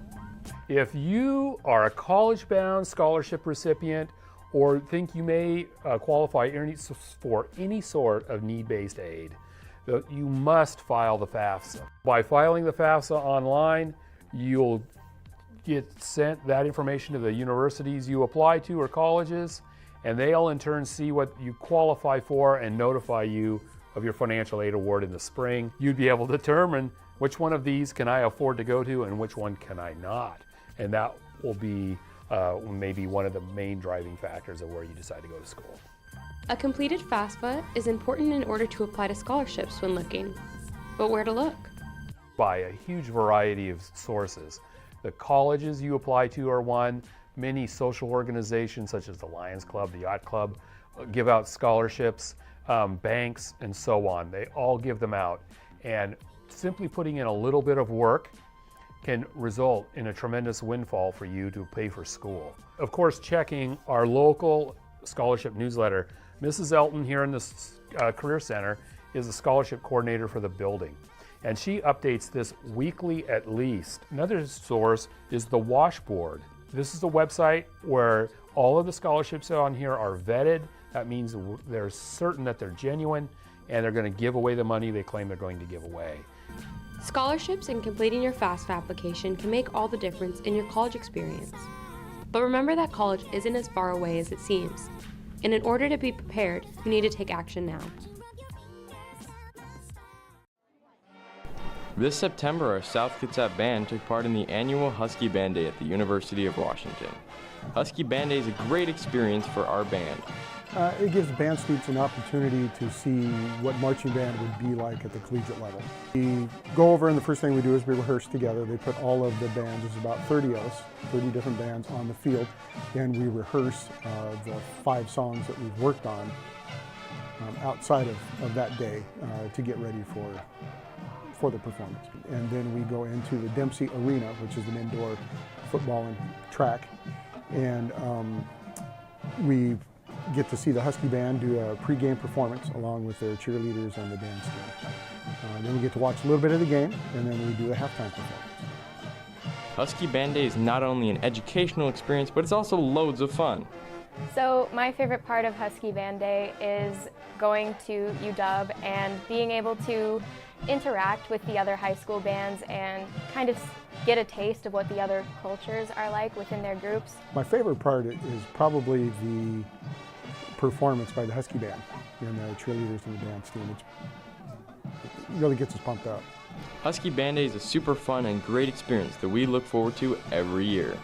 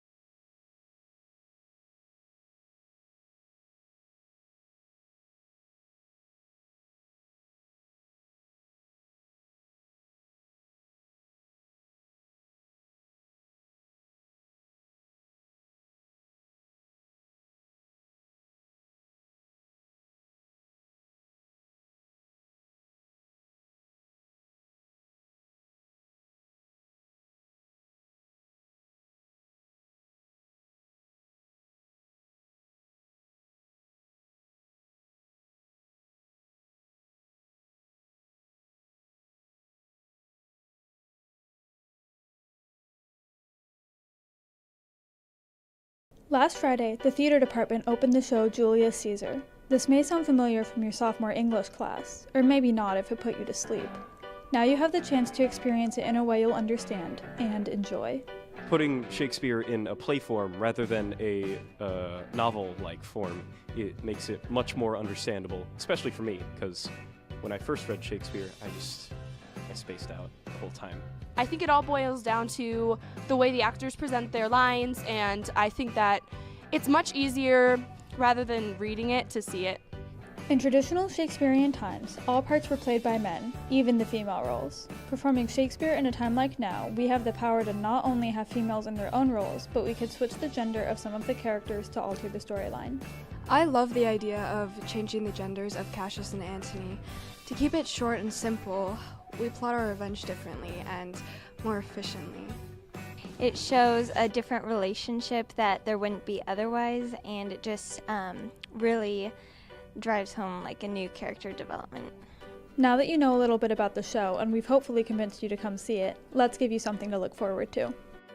My favorite part of the show is when Caesar gets killed, just because that sounds bad, but it has a lot of famous lines like "Et tu, Brute" that I just really like.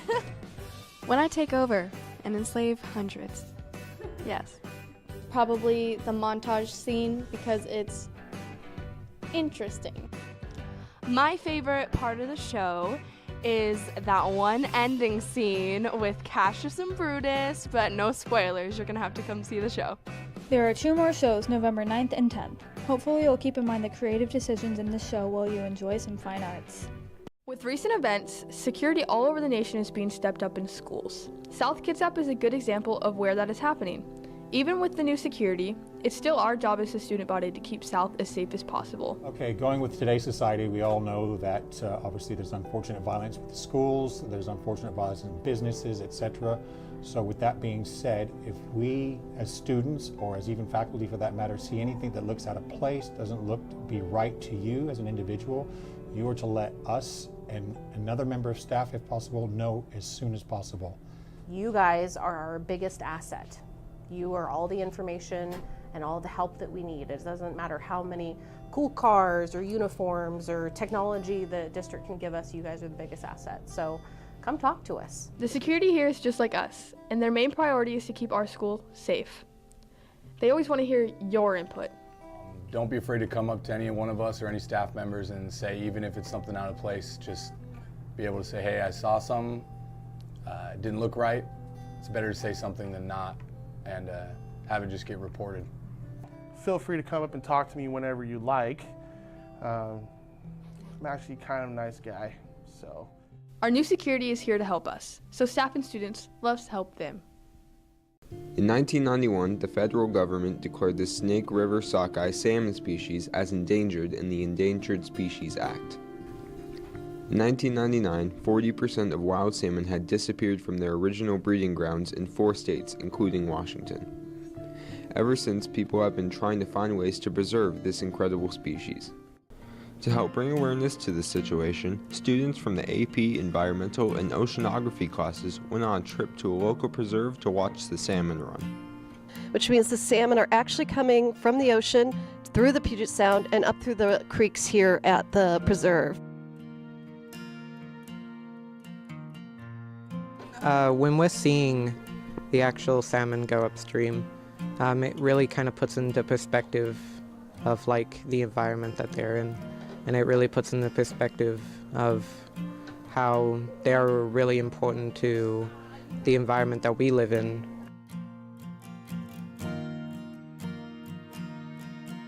Along the trip, students were informed more about the salmon by a local biologist who worked on the site. Our mission is, in a nutshell, to preserve, inspire, and educate using our preserve here, the rhododendron forest, or the rhododendron preserve. And I think that's amazing that we're able to reach out to schools and community people and make a difference in our environment. We really did this because students really want to know and be able to see the salmon struggle and their life cycle end. It is up to all of us to help preserve the salmon species and to do our part to help make the world a better place.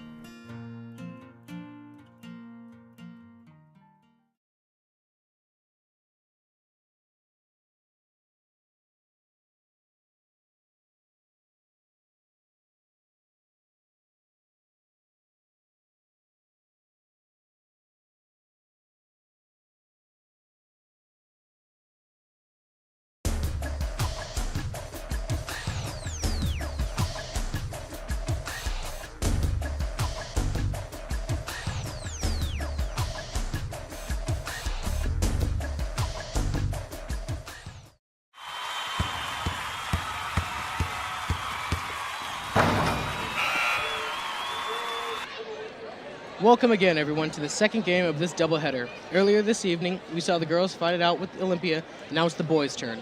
I'm Gabe Wynn, a junior video student here at South Kitsap High School, and joining me in the booth is senior video student Colin Shoquist. So, Colin, what kind of game should we expect tonight? Hey, Gabe. So, last Friday, the boys went down and played Curtis. They ultimately lost by about 40 points, but 30, give or take.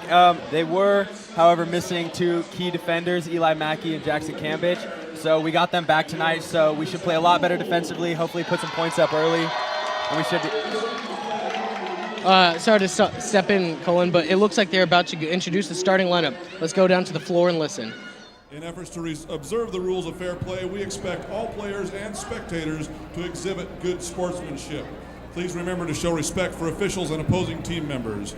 If you feel uncomfortable due to someone around you being disrespectful or profane, please contact one of the school supervisors on duty. Thank you for your cooperation. Please have fun and enjoy the game.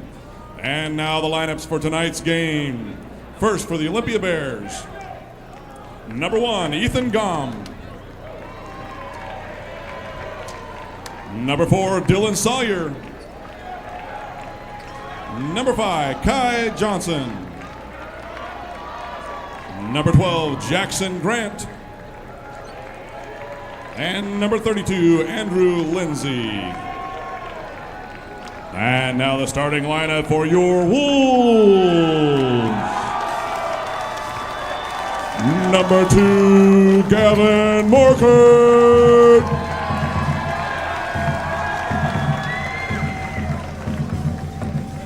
Number 10, Joshua Putz.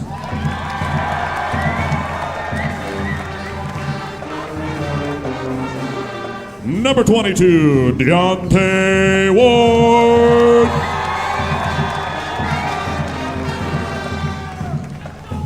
Number 24, Riley Escolta. And number 34, Kyler Kelso.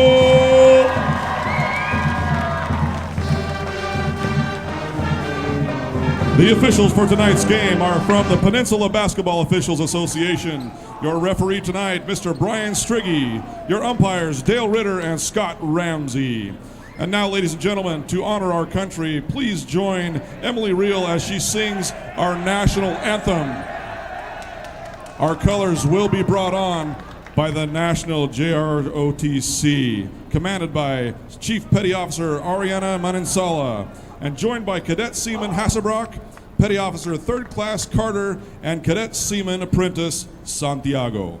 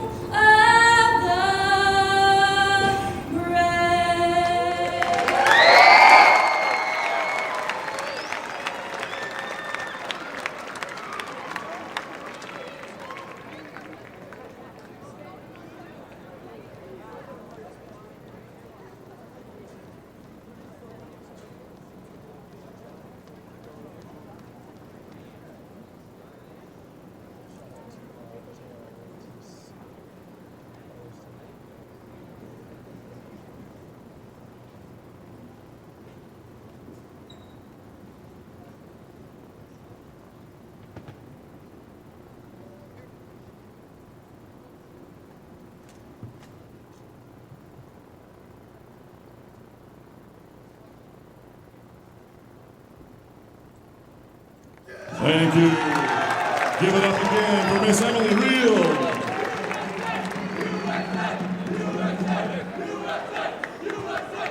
And now let's play some basketball.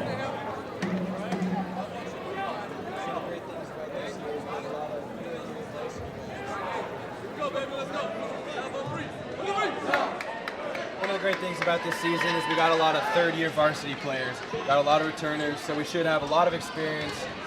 Should make for a great season. Yes, sir, it should. I'm very excited to see what the Wolves have in store for us tonight.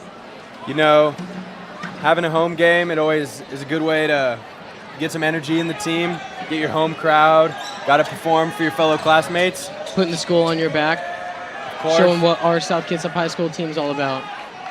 And up for the tip-off is number 2, Gavin Morker, and number 12, Jackson Grant, who's listed here at 6'9". That is a big fellow.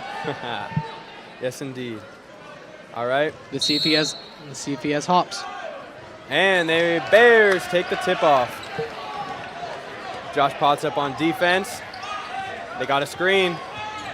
Good swap by Kyler Kelso. Riley Skolta up the field, up the court. Throws it down, passes it back to Josh. To Ante, to Gavin.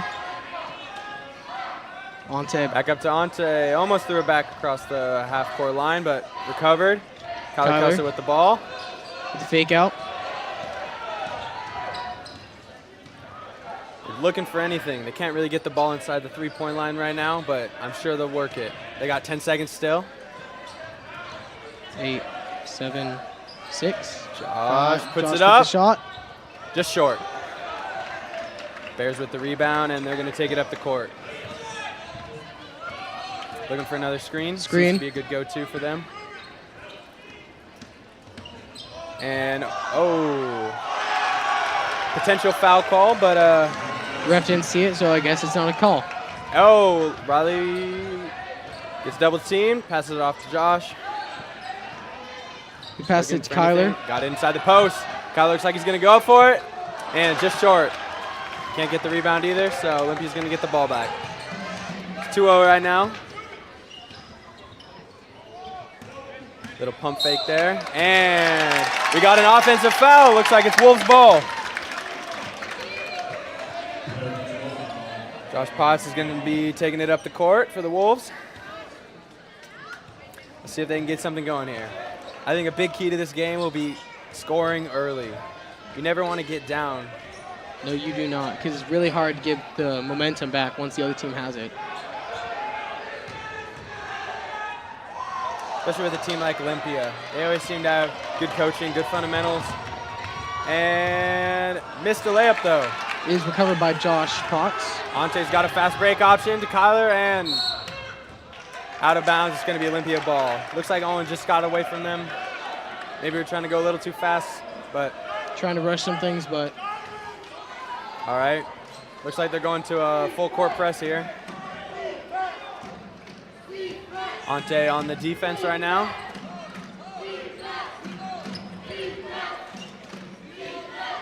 Playing a tight man right here. A lot of ball movement. We got to travel on the offense. So far, a lot of offensive penalties by Olympia right now. Looks like they're flustered a little. Could be. We really need to get something going on offense here. We've had about 4 or 5 possessions. Haven't been able to make a shot. I have a good feeling about this one, though. Inside to Kyler, and off the face. Right to the face for Kyler Kelso. Hopefully he's okay, he looks fine.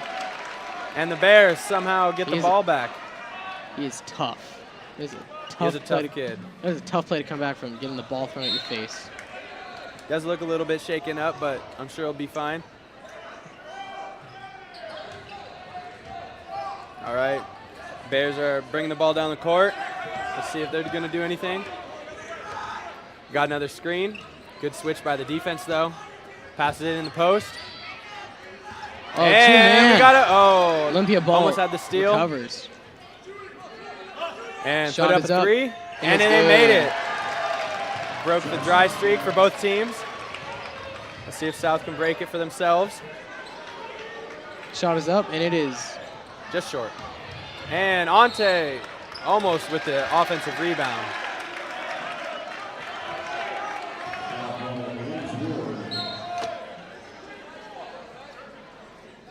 see if the Wolves can get a steal or something, get a fast break, put a couple points on the board. Get that momentum back, like we were talking about earlier.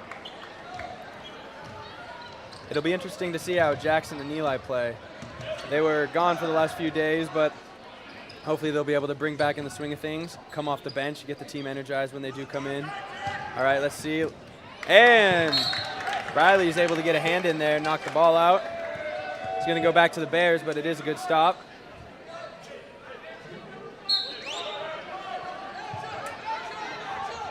And they hit it to the corner. Oh, and they let him get it back. Tried to recover it. There's a fast break. Can they put points on the board? And it looks like we got a block by Olympia. Poked it out from behind. It's going to be Wolves' ball.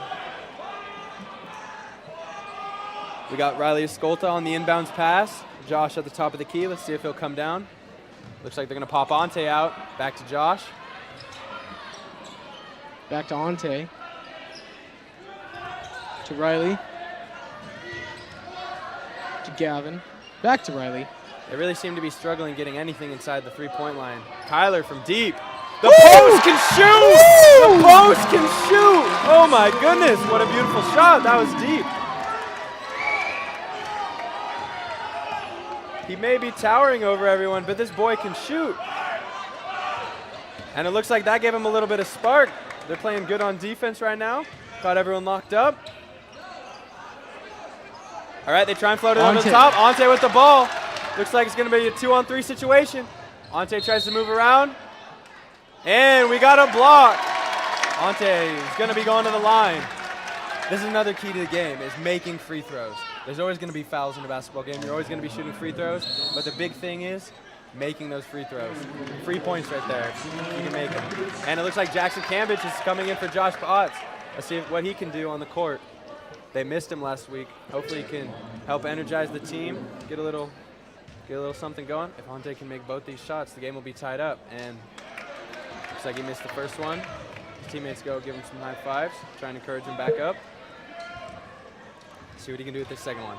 This is a big point right here. And that is good. Makes the second one. Nice looking shot. It's now a 4-5 game with 3 minutes and 40 seconds left in the first quarter. Jackson with the tight D up top. Ante's giving his man a little room, trying to make sure he doesn't get screened too hard.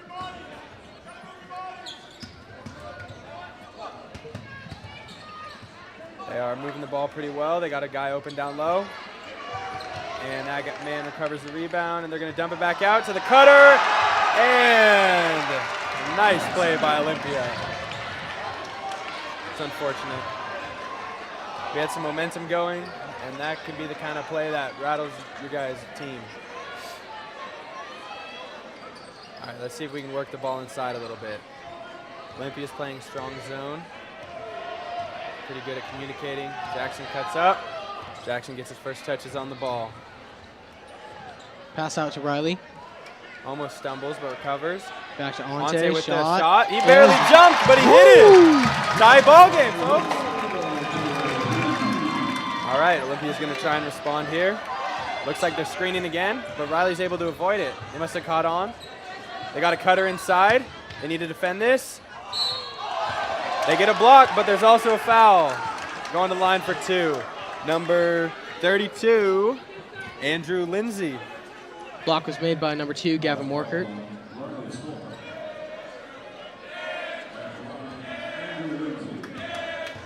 Apparently the South Kitsap student section is cheering for the Olympia Bears player.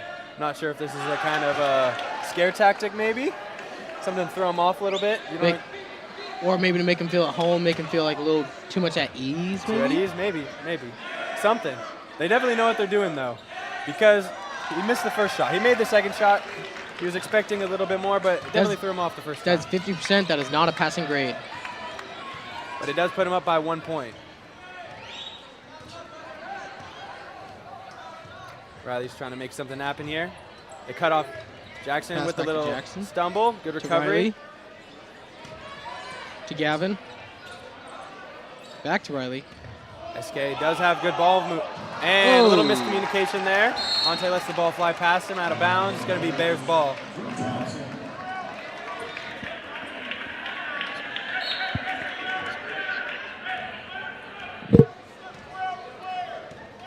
Olympia's bringing it down, trying to see if they can add to their 1-point lead. Both teams have had very impressive ball movement on the night. And looks like we got a steal from Riley. Trying to take it all the way, Kenny, and he cannot finish. But Kyler with the offensive rebound. Offensive rebounds are Back huge. to Riley. Riley He tries tosses to it out take to in. Gavin. Ante with the drive. Spin move.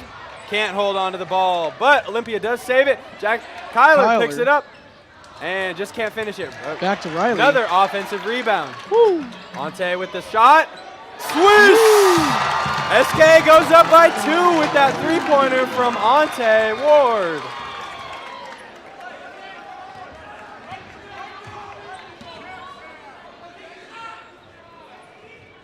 And it is recovered by Ante Ward. All right. SK has a little momentum here with that three-pointer from Ante. Let's see if they can capitalize on that. Riley's looking to set something up. Guys are moving. He's got a screen. He works off the screen, dishes it to Ante. Pass it out to Gavin. Gavin with the shot. And just doesn't fall. But Kyler with another offensive rebound. Those are going to be huge tonight. The more opportunities you get on offense, the better. So if we can keep those offensive rebounds coming, the more likely we'll have success tonight. And Gavin tries to go for a swat, but gets a second foul. He needs to be careful with those tonight. I know everyone wants a big block, but we can't really sacrifice fouls like that. All right, now instead of a name chant, we got a little barking action, very fitting for the Wolf Den student section. A little bit of howling too. You know, they say the strength of the wolf is the pack. Yes, sir. And the strength of the pack is the wolf. So they got to work in harmony tonight. The student section has to support the team has to support the student section. If everyone's working in harmony. And it looks like Josh Potts is subbing back in. He's going to go in for Riley Escolta. Riley played solid first quarter, running the ball up and down the court. Josh is coming in at point guard. The score is 10 Wolves, 8 Olympia Bears with 30 seconds. Second shot up, and he makes it. It seems like everyone tonight misses their first shot, makes their second. I don't really know what's up with that. Maybe everyone's just a little bit nervous. Takes them a couple shots to settle in. And they're a lot of ball trying movement. to get the ball across half court. Bears are playing a little full court press. Got 25 seconds on the clock, just 1 second off from the shooting clock. So the Bears will get one more chance with the ball. It does look like they are trying to run the clock down, however. Looks like they might be trying to run a play called oh. Shot is up, and it is. And just to the right of the hoop. We do have a whistle, though. Looks like South's going to get the ball back. There is 2.1 seconds. It'll be interesting to see who they dish the ball off to in this situation. My guess is they're going to go with Ante. He's been shooting very well tonight. Looks like they're going to go with Gavin. Gavin needs to get it up, and just short again. After that first quarter, it is now 10 Wolves, 9 Bears. You know, it was a pretty solid first quarter. I was expecting a little bit more shooting, but a little bit more scoring, I should say. Both teams playing amazing defense. Yeah, the defense has been pretty good. Everyone's locking down. Looks like we got a little replay of that last shot here. Oh, Kyle. Oh no, this is the three from Kyler Kelso. That was a big moment in this game. It tied the game up, sparked the defense. Yes, sir. And here we have our cheerleaders working all year this year, trying to get ready for our competitions and supporting our SK Wolves. They themselves had a doubleheader tonight. They performed in both games, the guys and the girls. So shout out to them for doing that, helping get the student section jazzed up. It looks like we got about 10 seconds left on this break before we jump back into the second quarter. We got another replay for you. Ante's shot. Another three. The Wolves are shooting pretty good from three. I'd say it's about 50% right now. The key for them is just going to be being able to get the ball inside. You can only make so many three-pointers in the game. And right now it looks like they're struggling a bit getting the ball inside that three-point line. All right, we got Josh Potts taking the ball up, setting something up. Looks like a screen. They're going to dish to Ante. Ditch to Jackson. And too many men on Kyler. He's not able to cover the ball. Pass from Jackson. Jackson with good defense, keeping his arms up. Almost able to pop it out. And number 32 is able to make a nice move and put the ball in the basket. Josh Potts drives up the court. Bears are now up 11-10. Olympia has not given the Wolves much space tonight.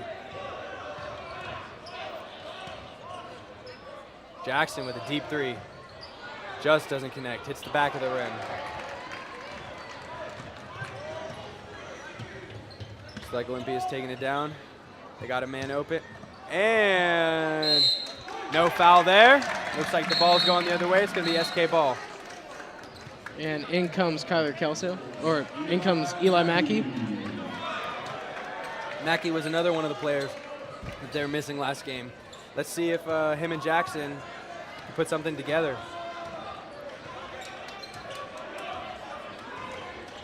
We got a lot of senior experience on this team.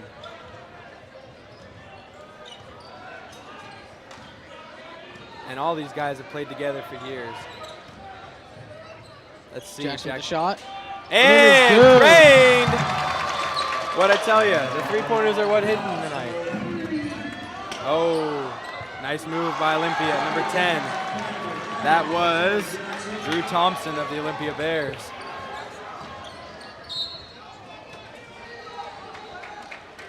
Not sure what that call was, but it looks like it's going to be SK ball. Jackson did make a nice play, throwing it off the leg of the defender as he was falling out of bounds. Jackson is very smart when it comes to that kind of thing. You'll see him do that a few times a game. He's always very aware where he has good floor awareness.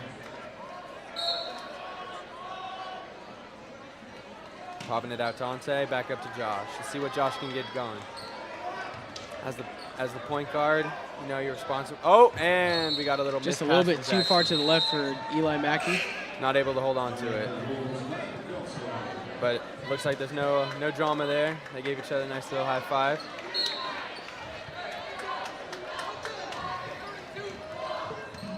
Just want to give a quick shout out to everyone watching from home right now, watching online. Those who could not make it to South Kitsap tonight. Thanks for tuning in. Whether you're in your house here in Port Orchard or all the way across the country in North Carolina. Maybe even across the world. Who knows?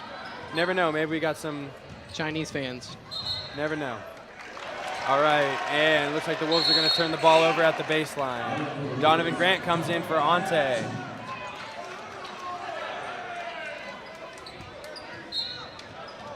Donovan Grant letting the hair fly tonight. At school, you almost always see him wearing a baseball hat. His signature Adidas. But tonight, you'll see the dreads flying free. Switch off a screen. They try and get the man inside. And he just can't connect. Good rebound by Donovan Grant. Josh Potts with the ball, driving up the court, dumps it off to Donovan. SK has interesting personnel right now with only one big man on the court. And Josh with a nice move, but just can't finish. It's a big thing tonight. Wolves haven't been able to finish from the board very well. It's now a 4-point game. Olympia 17, SK 13. And nice pass inside to Kyler Kelso, one-on-one. And nice little hook. 15-17, Wolves only down by 2 now. Josh Potts with a tight defense at the half-court line. Too much hands on him though, so looks like it's going to be a foul. 15 Wolves, 17 Bears with 4 minutes, 52 seconds left. And it looks like Cutter Pace is coming in for Eli Mackey. Fun fact, Cutter is related to the head coach, Coach Callahan.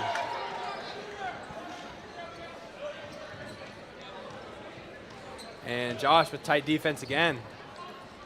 Jackson pokes the ball. Oh, looks like it's not just a poke. It looks like it might be a foul.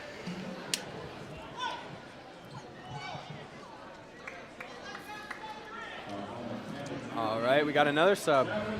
Gavin Morker coming in for Donovan Grant. Donovan with just a few minutes, but he was able to make a couple rebounds. Did a good job. Josh with the tight defense, not letting him get the ball in.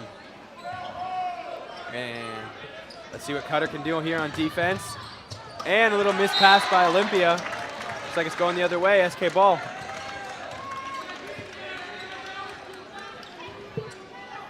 The Wolves really need to get something going here. We need to get our momentum back.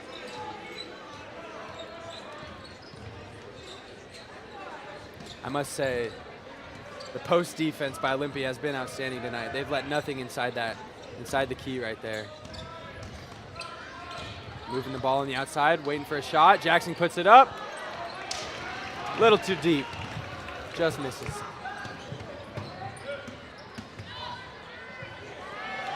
And Cutter with a rebound. Don't see that every day. Maybe the smallest guy on the court, but you know he's always going for that ball. All right, back to Cutter. Cutter's trying to make his way in. Dishes out to Gavin. Gavin with a nice little pump. Josh gets called for a travel. It's an interesting call. I thought it might be a shooting foul. I don't necessarily agree with that call, but I am not reffing this game. Yeah, me personally, I thought I only counted 2 steps, but I guess the ref sees what the ref sees. Yes, sir, they do. And it looks like we got 3 fouls for Olympia, 5 fouls for the Wolves. Pretty soon, Olympia is going to start being able to shoot the ball if the Wolves keep fouling. And a very nice move by number 5, Kaya Johnson. Oh, little handsy there. 4-on-4. Jackson with the ball.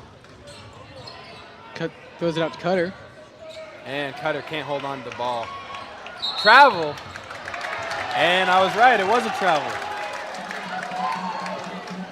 You don't see that every day. It looked like he made no attempt to dribble that ball. Just tried to run off with it like he stole it. There is a big 5 knee here.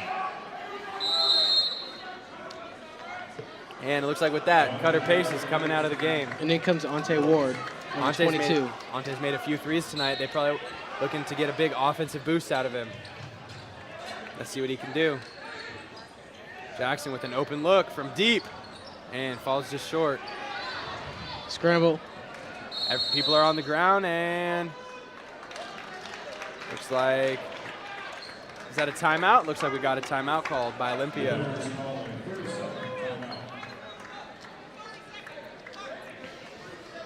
It's just a 30-second timeout here. That leaves the Bears with 4 and the Wolves with 5 timeouts. Wolves haven't used a timeout yet. We got 3 minutes left in this half. Here we see a replay of Jackson Cambich's 3. That was crucial. Yeah, the Wolves are within 4 right here. All it takes is a couple baskets and they're back in this game.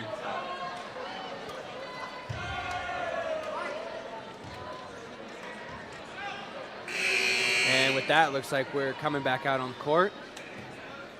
It's going to be Olympia ball. It was a smart play by that coach to make the call for the timeout. If he didn't call that timeout, it would have been jump ball. And I'm not sure who the jump ball would have gone to, but it's always safer to just keep the ball in your own hands if you can. I assume Olympia would have gone with their 6 foot, with their very tall 6'9" Jackson Grant. And a good block by Kyler Kelso. Jinx. You don't hear that every day. A couple announcers jinxing it up. But yeah, amazing block by Kyler. We got a charge by, who is that? Josh Potts. Josh doesn't seem too happy with the call, but neither does Coach Callahan. Coach Callahan needs to be careful. Last year he argued with the ref and ended up getting a suspension from attending one of the games. And that's never good when you don't have your head coach there, but quick drive. Talking to the players before the season, they are hoping to make a playoff run this year. If there was a season for them to make a playoff run, that would be this season. Yep, we got a lot of seniors on this squad. A lot of talent. We're going to be losing a lot of players, a lot of talent at the end of this season. So something, and we're also losing head coach John Callahan, who has announced that he is going to retire after this season. Jackson Cambridge with the ball. Driving in, and he goes for the throw off the opponent. But this one doesn't connect. And Josh with the tip. He takes it down. Just can't finish the layup. Jackson with the third throw off the opponent. What did I tell you? He really does like that move. It really shows his awareness of where other people are on the court. Looks like Riley Skolta's coming in for Josh Potts.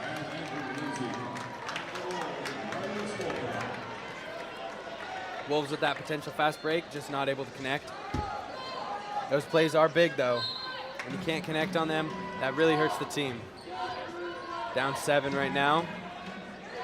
Ante takes the ball. He looks like he's trying to do something, put the team on his back potentially. Into Kyler. And the shot falls after bouncing around a few times. We got 1:25 left in the half. Olympia looks determined to score. Gab Mork with the attempted swap, but it's not good. And that's unfortunate. Right when we get a couple points on the board, they respond with 2 more. Still a 7-point game. Kyler from deep again. Just can't connect. Olympia's moving very fast right now. Very determined look on their faces. Roughly a minute left in this half. They have a very young-looking point guard, but he is very talented. He has seen a couple spin moves from him, a couple nice Euro steps. All right, let's see if we can get something going here. Riley Skolta dribbles, stares down his defender, gets the screen from Gavin Morkert, but the defense switches. Back to Ante. They're trying to float it into Gavin, and it's tipped and stolen. He is not happy about that. And we got a fast break and some points off the fast break. Looks like it's going to be 17-26.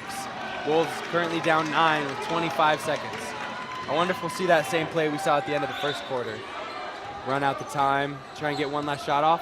Olympia is playing tighter defense right now, though. Ante's keeping the ball, passes it off to Riley. Looks like they are going to attempt to run the clock down. 6, Kyler comes up for a 5, screen, can't 4, get it. 3, passes to Jackson, we got 3 seconds. 1. Jackson puts it up, and nothing. Looks like that'll take us to halftime. Halftime score is Wolves 17, Bears 26. For tonight's halftime, we're going to show some of the video work done recently by members of the advanced video class. Enjoy the videos, and we'll be right back with the second half.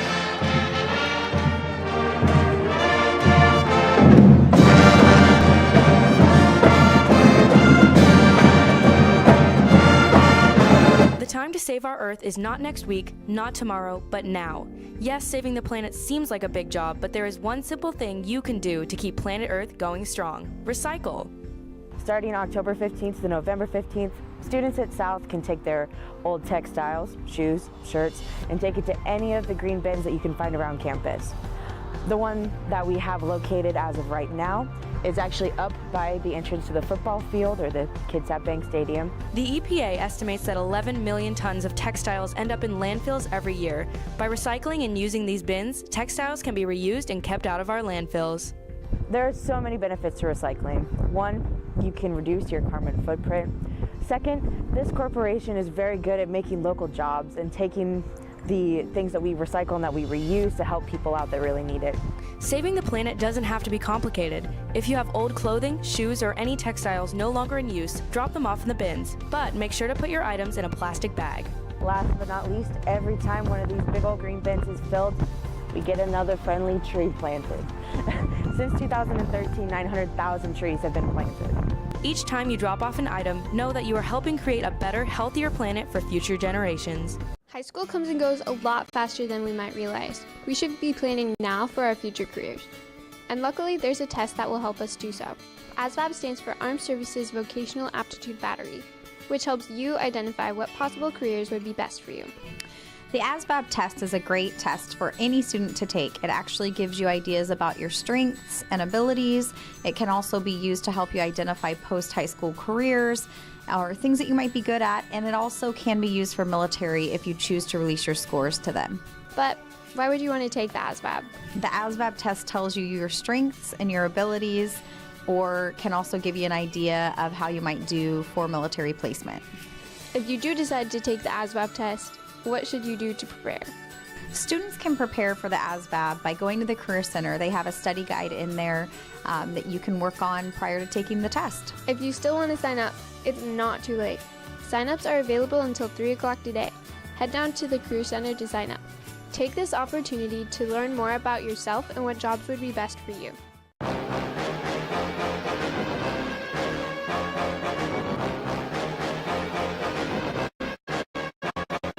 Early in the morning, it's dark outside. You definitely shouldn't be trying to hide from all the cars that probably cannot see you. If you get hit by a car, I wouldn't want to be. Take a look in the mirror before you go, and make sure you're wearing some lighter clothes.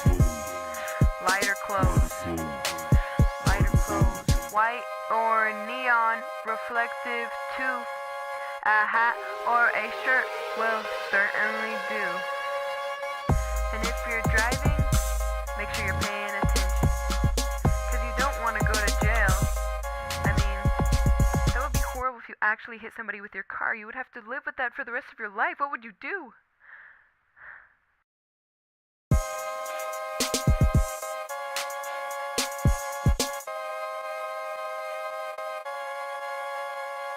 Seniors, the class of 2019.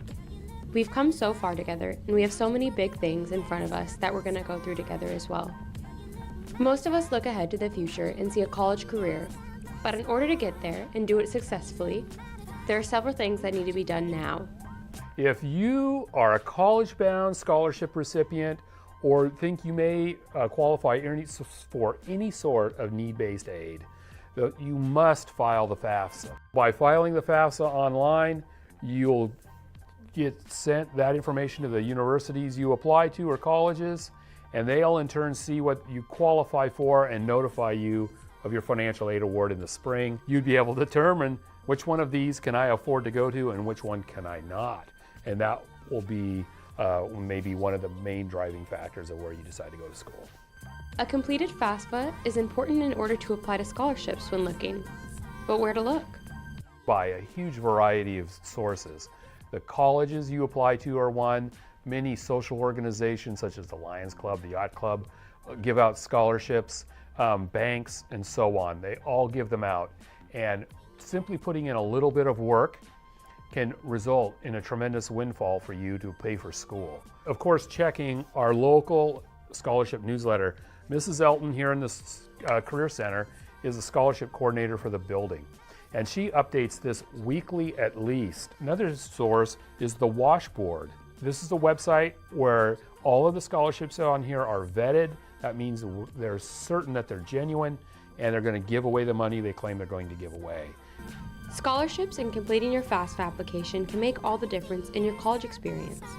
But remember that college isn't as far away as it seems. And in order to be prepared, you need to take action now. Why is it important to take the SAT or the ACT or even a practice test like the PSAT? That's a big question. I think the most obvious answer is when you show success on an SAT or an ACT, colleges use that information to decide whether you'd be a good fit for their institution.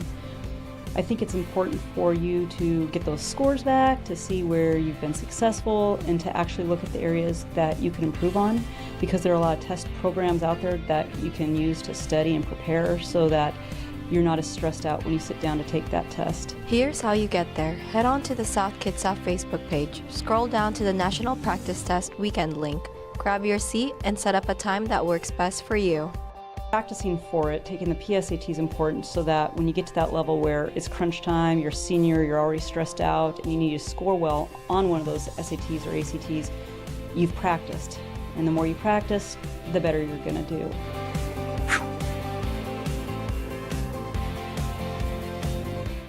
In 1991, the federal government declared the Snake River sockeye salmon species as endangered in the Endangered Species Act. In 1999, 40% of wild salmon had disappeared from their original breeding grounds in 4 states, including Washington. Ever since, people have been trying to find ways to preserve this incredible species. To help bring awareness to this situation, students from the AP Environmental and Oceanography classes went on a trip to a local preserve to watch the salmon run. Which means the salmon are actually coming from the ocean through the Puget Sound and up through the creeks here at the preserve. When we're seeing the actual salmon go upstream, it really kind of puts into perspective of like the environment that they're in, and it really puts into perspective of how they're really important to the environment that we live in.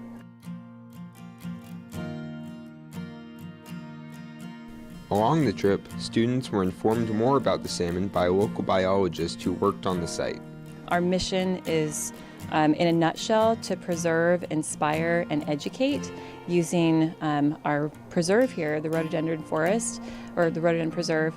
And I think that's amazing that we're able to reach out to schools and community people and make a difference in our environment. We really did this because students really want to know and be able to see the salmon struggle and their life cycle end. It is up to all of us to help preserve the salmon species and to do our part to help make the world a better place. Hey, it's you there. SK 2019, let's get it.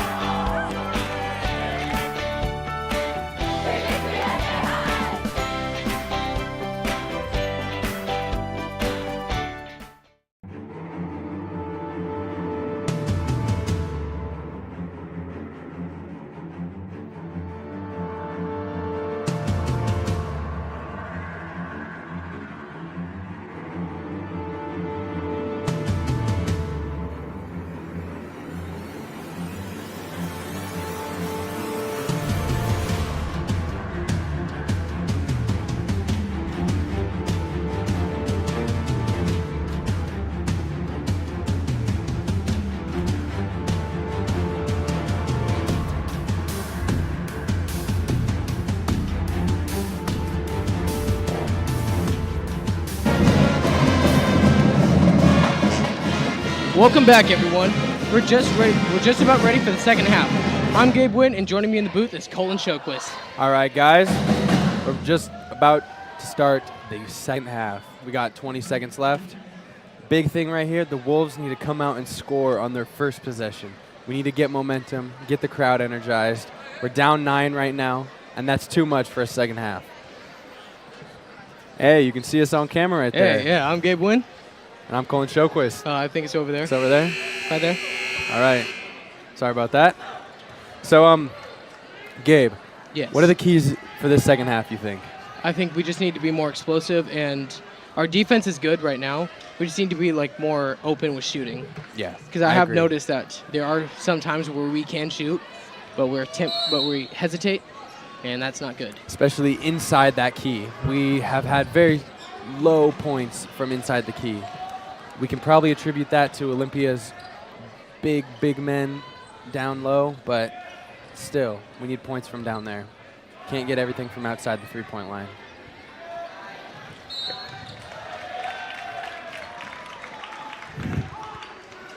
And it looks like the ball is going to go to the line.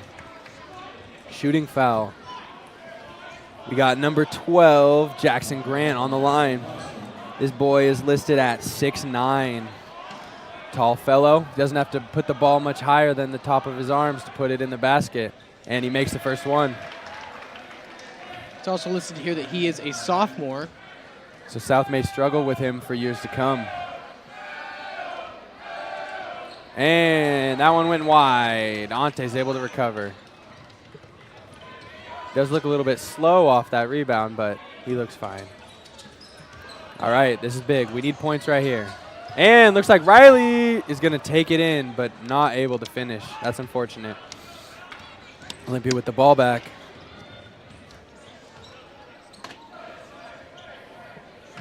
I must say, these heights do look a little bit inflated on this chart here. And a little stumble, steal by Riley Escolta. Big fast break. And they are able to finish.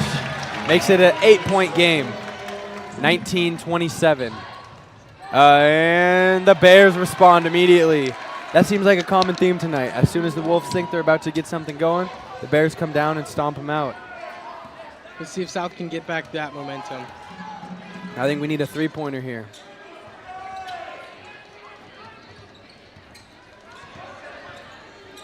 Passing it out. Not much. Jackson down at the baseline, does look open. 10 seconds on that shot clock there. Jackson is open. Dump it off to him. 5, 4. And it is stolen on the inside. Jackson with a little poke out. Gavin going down. Walker. Goes for the dunk, but is still able to make it even though he missed the dunk. It's still a dunk in my book. It is technically a dunk, I believe. Just not a pretty one. Points are points, though. It is a bit nerve-wracking going up for a dunk in a game. I've seen him do it countless times before in practice, but it's okay. Kyler Kelso with a nice rebound there. And we got Wolves first time out of the half. It is currently an 8-point game. Wolves 21, Bears 29. What do you think Callahan's telling him in the huddle right there? He does look a little bit frustrated right now. They need to keep their intensity, and they need to pass the ball a lot more. I think he's also probably letting them know that they need to step their game up on defense a bit. Here we have a replay of Gavin Morker's attempted dunk. He is lucky that ball fell in the hoop. Luck is on our side tonight, I believe. Gavin's watering up. Coach is calling him in for putting the hands up. And they're heading back out on the court. Jackson leading them out, followed by Kyler, Riley, Ante, and Gavin. A lot of big men out there, a lot of big men.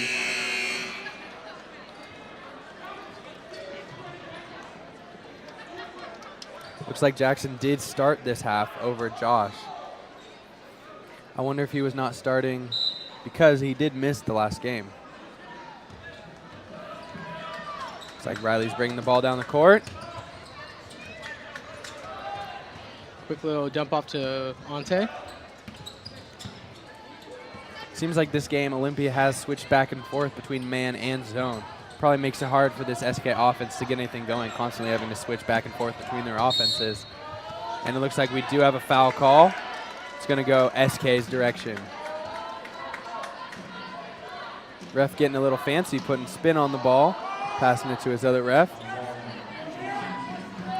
Jackson's going to be the one passing it in, and Jackson gets the ball back after a tip from Ante. He brings it out to the three, and he splashes! Down from the corner, Ray Allen style. And with that, it's only a 5-point game. I think that shot put them back in it.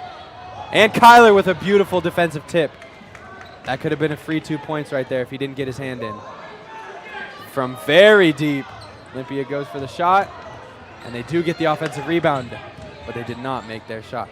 And a pass off the knee. Gavin goes to recover. He dives for the ball. Ante's able to scoop it. And the refs stop the. Let's see what the call is. That was not. I don't have a signal from the ref yet. And we got a hold on Gavin Morker. That is a very interesting call. I don't think I've ever seen a call like that. I think the only type of holding I saw was Gavin holding on for dear life as he tried to get the ball, but that's an unfortunate call right there. That could have been another 2 points, made it a 3-point game, a 1-score game. But they are the professional refs. And they are the ones that make the big money. Maybe not the big money, but the adequate money. The high school ref money, as they say. And let's see what the Wolves can do. They need to put those points back on the board here. Keep it within 5 points. And Jackson with a beautiful shot. Contested by 2 men. Still got it in the hoop. And the Wolves are playing some intense full court. And Gavin with the steal. Gives it off to Ante's Ante. able to take it. And the finger roll. It is now just a 3-point game. And it forces Olympia to call a timeout. This is a big shift.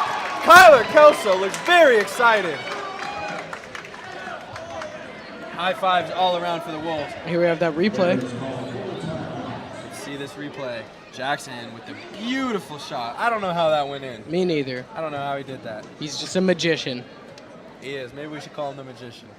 I don't know if that'll stick, though.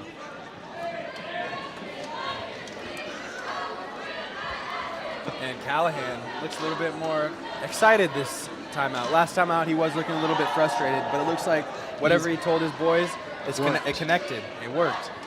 Oh, there we are again. There's us. We're here to give you some commentary. I hope you're enjoying it. I hope you're liking us. I'm Colin Shoquist. I'm Gabe Wynn. All right, it looks like the boys are getting ready to go back in. Okay. Got the same five. This starting five seems to be clicking very well. We're only 2 minutes into this quarter. And I can already tell this is a different Wolf team. This is. Before they were timid, but now they are not. They were down 9 going at the half and 11 after, or 10, excuse me, after Olympia scored on the opening drive. We are now trailing by 3. A steal and a three-pointer would tie the game up. Looks like they're going to get the ball in. And an alley-oop dunk! By the big man himself, number 12, Jackson Grant. Jackson Grant has been a monster for the Bears tonight. Monster sophomore. Been tearing up the SK defense. Kyler Kelso with the screen, it looks like. And there is a foul. Looks like the Bears man had his hands on him. Jackson Cambridge is going to be throwing the ball in. And we got a sub for the Bears.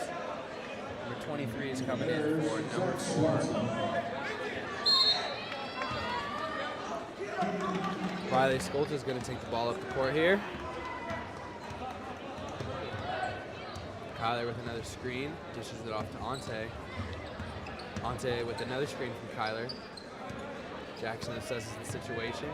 Pass off to Riley Escolta. And Riley has a lane, dishes it out. Ante's able to recover after a tip ball. Pass out to Gavin Morkert. Gavin thinks about the shot, decides not to do it. Pass 10 it out seconds to on that Ante. clock. Ante with a contested 3, and it goes in! 2-point ball game.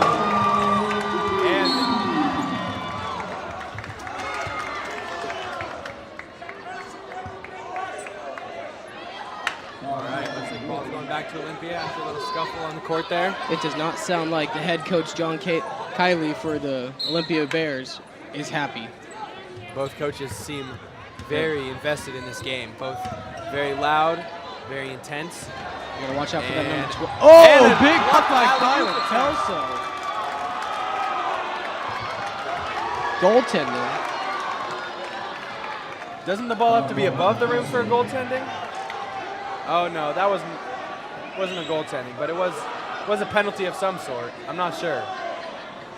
Very interesting penalty call. Both coaches still seem frustrated. Both coaches are past the line. Yes, Coach Callahan is currently on the court. Very interesting. And a three-pointer goes up and made from Olympia. It's now back to a 5-point game. Number 5, Kai Johnson.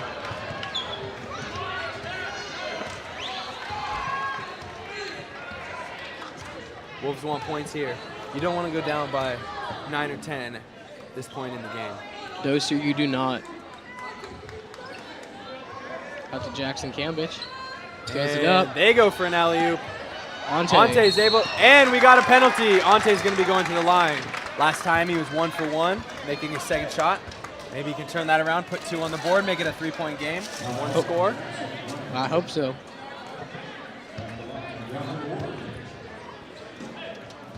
One of the things I'm noticing is that one of the things that we need the Wolves to do right now, well, one is make that free throw, but the other, whenever we score, we need to stop them from scoring because we always give them the momentum back. We need to maintain that momentum. Yes, Maybe sir. go on a 5, 6, 7-point run. Maybe even 8. Here's the start of it. Let's see if we can keep it. All right, 4-point game. It's definitely doable. Got 2:30 left in this third period. Pass out to And number wide 5, Kai open. Johnson. Doesn't go for the shot, though. Another wide open man. This is it down low to Grant. Jackson Grant with another score. How many points do you think he has tonight? 12? Something. At least 10. 12. And Jackson, and one basket. That keeps it a 4-point game if you can sink this shot. This And free throw one. right here, that's a 3-point game, one score. SK has done a great job hanging in this half. It looks like a different team. All right, let's see what Jackson can do. He lines up, spins the ball, and just short. Ante almost with the rebound, but Olympia's able to hold on to it. Ante with tight half-court defense.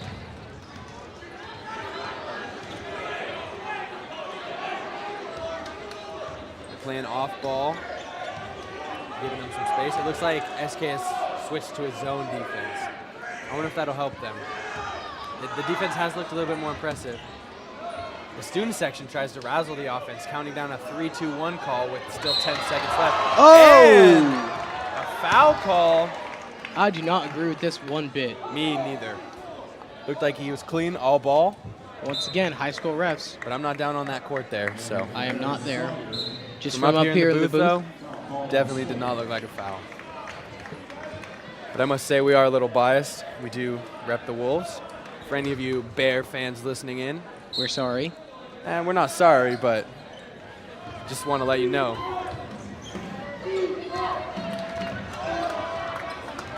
Bear with us, please. Ah, good one there. All right. Riley trying to make something happen. Cuts in, good defense by his defender, though. Pass it off to Jackson. And back to Riley. Riley, he wants to cut in, but he getting can't. played lockdown defense. And he gets Cuts a screen. out.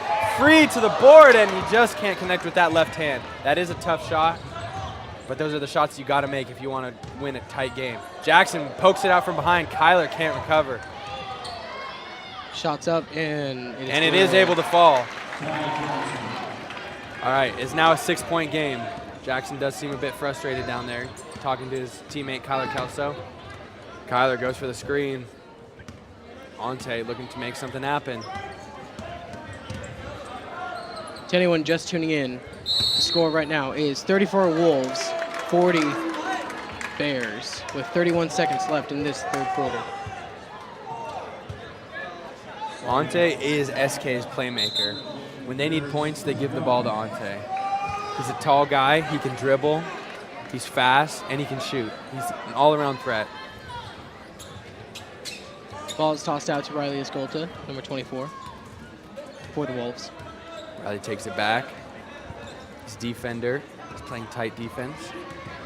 Looks like they're going to try and run the clock down and get the last shot off before we go into our fourth quarter. Before time expires. A three-pointer right here would be huge. Turn it from a 6-point game to a 3-point game. Pass out to Jackson. Drives in. And Jackson with the and one! Wow! Oh. Wait. Never mind. We got an offensive charge. Wow. Jackson is not happy. Callahan is not happy. I'm not happy. The entire South Kitsap High School community is a lot not of happy. boos coming out here. Our student section is not happy whatsoever. That is not the way you want to end a quarter.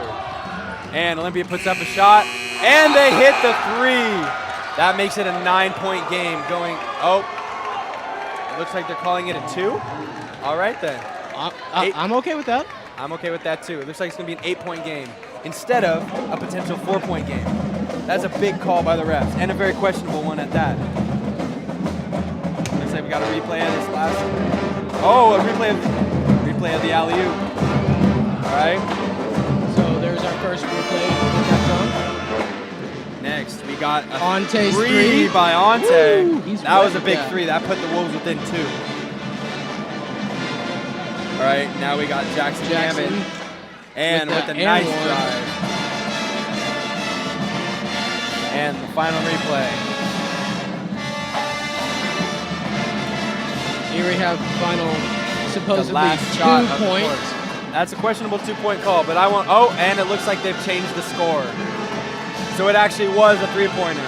That's what I thought, but they put it up as 2 at first. I was not going to argue with that. But it looks like they did correct their mistake, so it is going to be a 9-point game. That's 3 3-pointers we need. That is some light work, baby. 10 seconds left until we get into this final quarter here of the doubleheader. Really, I could say final eighth of the doubleheader, because that is 4 + 4 = 8. Yes, sir. For those of you just turning in, the girls did sadly lose their game earlier, but they played hard. The boys are looking to avoid the same fate. Down only 9 points. Riley Skolta brings the ball down. He's looking for something. Dumps the ball Olympia's off to playing Jackson. tight defense. And Jackson tries throws to it dish up. it to Gavin, but it does get tipped. Kyler, the only defender down there, Ante joins him, and it looks like they're able to recover. And we There got it is. another foul. The last few minutes have been plagued with fouls, if I have to say one thing. Although most of them have been pretty questionable calls, if I have to say. Extremely questionable, I agree. And it seems like they're all against South. I don't think I've seen a single questionable call against the Bears. I would not be surprised if I see one of these refs walking out with a Olympia Bears hat on. That is very interesting, though, considering that it is a home game for South. Usually the refs potentially favor the home team. Not saying that any refs should have bias, but Maybe the Nachos today were not as good as they were in the past. maybe the refs were sad they didn't get picked for the intense bump game at halftime. For those of you who didn't see it, which is all of you because we did not broadcast it. Which we apologize for, but we wanted to show off our amazing videos that our video production team has been making. But at halftime, we did have an intense bump game for an SK latte drink. And the winner was Alex Trigloff, a junior here at SK. And it looks like South put some points on the board. It is now an 8-point game.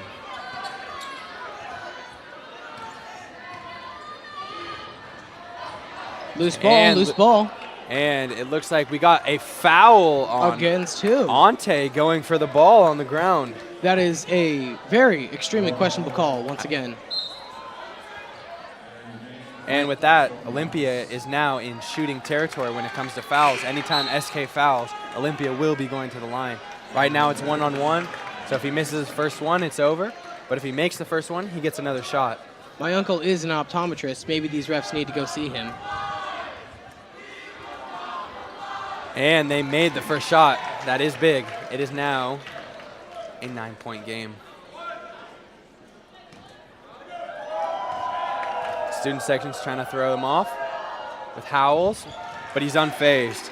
That was number 1, Ethan Graham, standing at 6'3".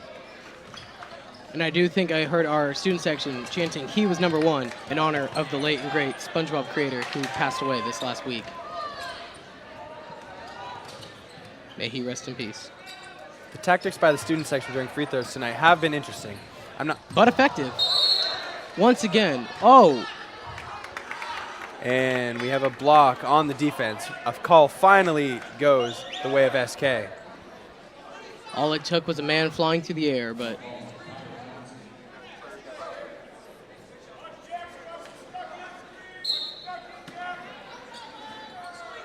all right, Jackson looks to throw the ball in. And it is tipped by Olympia. Jackson gets the ball back. Behind the back pass. And it looks like Gavin can't hold on to the ball.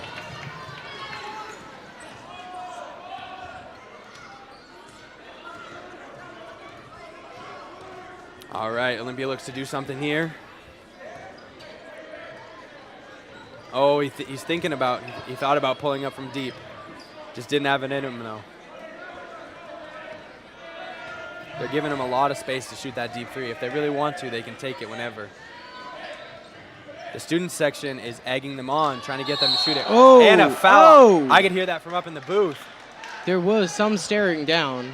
Looked like there could potentially have been a fight right there, but luckily, Big man on small man? Cooler heads prevailed right there. Yes, sir. That's very fortunate. We never want to see violence down on the SK basketball court. No, we do not. We don't want to see violence anywhere in SK, especially Or on in the the football world, field. really. No, we do not. World peace. Am I right? Of course, forever. And Jackson Grant, we got barks from the student section, and it is enough to throw him off. And here First one comes short. Eli Mackey subbing out for Gavin Morkert. Gavin's played well tonight. Rebounds in that dunk-ish play earlier. Callahan is not happy. I was just about to say, he does seem very frustrated. And the student section is able to come in clutch right there, making sure that the player misses both of his free throws. Grant has been very hot tonight, but he wasn't hot on that line right there. SK looks like they have some momentum. Eli with the ball. Back to Jackson. And tipped out by Olympia. The Olympia man thought that he was going to get the call for his team, but SK gets the ball back. All right, now Josh Potts has the ball. Gets the screen. Eli goes underneath, and he makes the shot. Yes, sir. South Kitsap calls a timeout.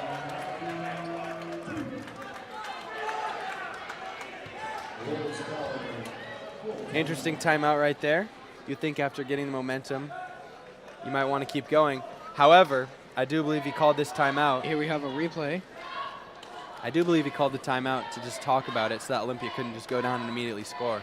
Great play by Eli Mackey, though. Almost icing the kicker, if you will. Exactly.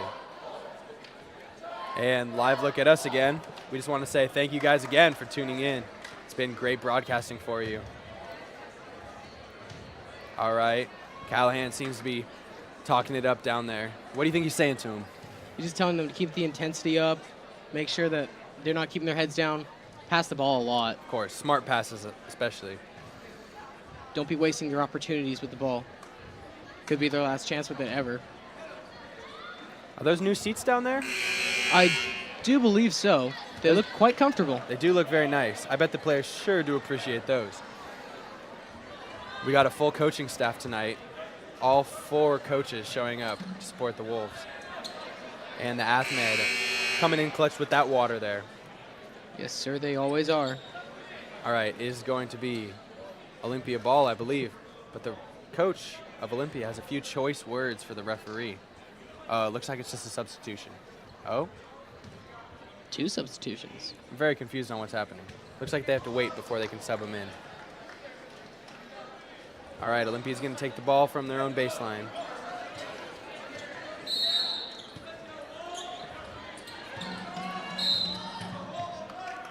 We got a hold with the ball not even in play. Another foul for SK. SK needs to be careful with these fouls. Every time they foul, they put Olympia back on that free throw line. They're going to be shooting 1-1 still, I believe. Or they might actually be in, oh no.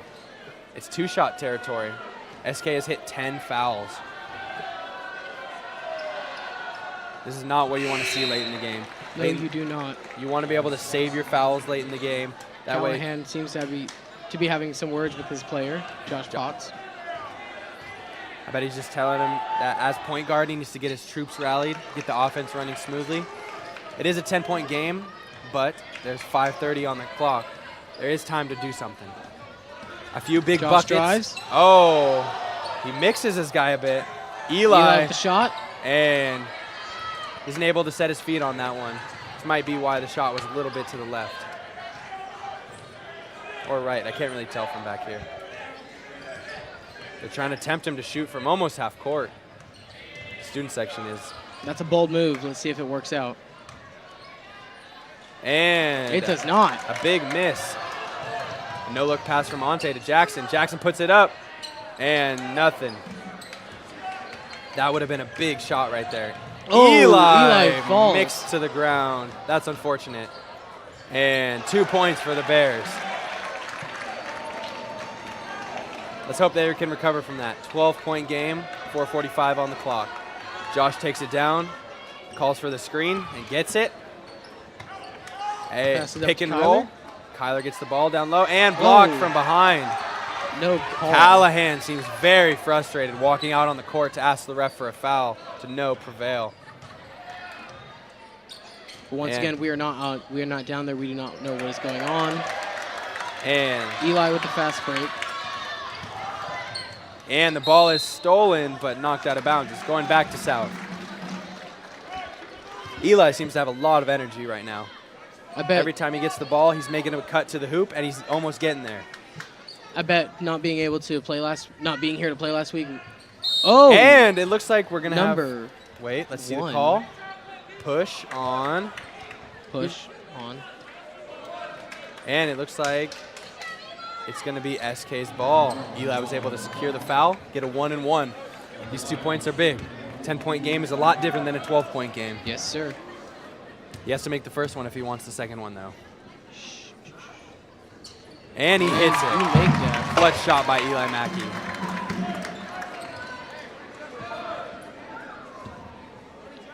The Olympia Bears look like they are tired because they have not subbed in that much. And he hits them both. Great line performance by Eli Mackey. Good defense running by South. And Ball's jumped over to number it is a 5. 2-on-1 situation right here. Oh, Ante with the a big block. Ante is really feeling himself after that one. The student section is very electric. There was a scuffle with the ball between Eli Mackey and another player. Jackson does seem frustrated right there. And the student section is chanting. Looks like we got a replay of that. Big block by Ante. As you can see, he came over the top, swatted it out of bounds. And they're able to get the ball back too. That's very interesting. Maybe some Olympia players had some choice words for the... And Josh loses on his shin, but the player's Scramble nutmeg. on the floor. There's a big scramble for the ball. There is a foul, 2 shots. If only he was able to make that, could have turned it into a 3-point play, but I'm sure Jackson's just as happy with those 2 points. All he has to do is put the ball in the basket. 2 points is better than no points. That's what I'm saying, brother. 3 minutes, 58 seconds left. Wolves 40, Olympia Bears 10. And it's a miss by Jackson. That's unfortunate. All right, he has one more chance. Put points on the clock, make it a 3-score game instead of a 4-score game. Riley comes in substitution for Josh Potts. And Jackson with another miss. That could prove very unfortunate later in the game. Jackson with good defense, though. He looks like he wants that ball back. And after a poor shot by Olympia, Riley gets the ball back. Riley with some impressive dribbling. Dishes off to Ante. And made 3! It is now a 7-point game. Student section seems fired up. The momentum might be shifting here. All we have to do is get a stop on this. And Eli gets called with a block. Those kind of calls can usually go either way. Comes down to really what the ref sees down on that court there. Here we have Ante's last 3. Riley with impressive dribbling to set that up. A beautiful assist by Riley. The unfortunate thing about that foul by Eli Mackey is now they're going to the line for 2. As soon as you hit that 10 shot, you can't foul at all, or else they're getting points. The crowd is not happy with the way that this game is being called, but once again, we are not down there. Missed first shot by number 5. Ty Johnson. And student section's trying to rile him up. And he does hit that second shot. It's now an 8-point game. Ante passes it into Riley. Looks like we're seeing the second half starters all in together. They were pretty explosive earlier. Let's see what they can get going right now. Ante trying to make a post move, kicks it back out to Eli. Eli tries to drive in, Eli kicks it back to Ante. Ante looks for the foul but doesn't get it. Jackson is able to save and loses the ball. We got 3 minutes left in this final period. Eli trying to force him to make a move. Dishes it off. Olympia's coach calling for a screen, but does not get it. And a cut, but he loses hold the on ball. to it. And number 32 comes back in the game. A big post for Olympia. Our student section appears to be chanting something that we cannot hear up in the Butterfingers. Butterfingers. Butterfingers. The guy did miss. He did lose control of that ball, so they're probably saying his fingers are a little bit slippery from a butter stick or something. Maybe a late mid-game snack. Maybe. I don't know how many. My choice of mid-game snack is always orange slices and a fruit cup, but very healthy choice. Very responsible. a stick of butter can always work too. All right. Looks like potential technical foul. He is shooting unaccompanied, but a very loud SK. Our student section is not being nice tonight. We are ruthless. They have made a difference during this game. Welcome to the Wolf Den. I wonder if the difference will be enough to get this game secured for the boys. And with that made shot, it is now a 9-point game. It will take 3 made three-pointers to tie this game up.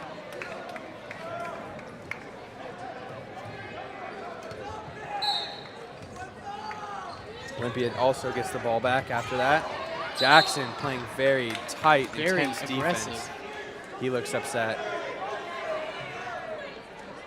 It appears. And it looks like he might be coming out. Callahan wants the sub. Refs haven't noticed him though. They're gonna wait for the free throws. Him, but I think they want to wait until after the first free throw. All right. And looks like we got some talk between the ref and the book. And Jackson does ultimately come out. He seems frustrated with himself. He does seem very frustrated. And Callahan did give up his spot on the bench. All right, first free throw is a miss. The student section has been great on those free throws. I'd say Olympia might be under 50% when it comes to free throws tonight. And he does make that second one though. Timeout called by Olympia. It's just a 30-second timeout though. Probably just refresh his team, give him a few choice words as they try and close out our Wolves here. We want to hope that doesn't happen. Ahmed comes into the Wolf huddle with those delicious Powerade brand waters. We are very lucky to have our athlete team like this, so dedicated to hydrating our athletes. And it looks like the cheer team is riling up the student section. Getting the classic SK Power chant going. Very timeless chant, if I do say so. All right. Chant has been around ever since the school came around. I don't know about that one. The school's been around for 100 years. Maybe it's a 100-year-old chant. Fun fact, the graduating class of 2021 will be the 100th graduating class here at South Kitsap High School. If only I got held back twice, I could have been in that class. Only I got held back once. I'm going to be number 99. That's still pretty cool. 98 just doesn't have the same ring to it. And Eli Mackey trying to make something happen. Dishes it to Cutter, to Ante, to Riley, who brings it in, puts up the floater, and it goes in. 8-point game, 2 minutes, 10 seconds remaining. And we now have a timeout from Coach Callahan.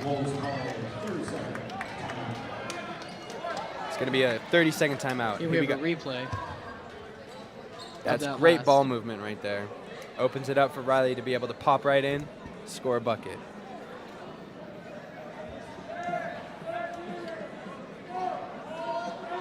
Callahan is having more words, just trying to encourage, just trying to keep the fire alive. I think he's trying to make sure that his guys aren't fouling, because fouling is what will kill the game right here. There's still 2 minutes, 10 seconds left, a lot of time to score on offense, but if you're giving free points to the defense by fouling, it's not going to work.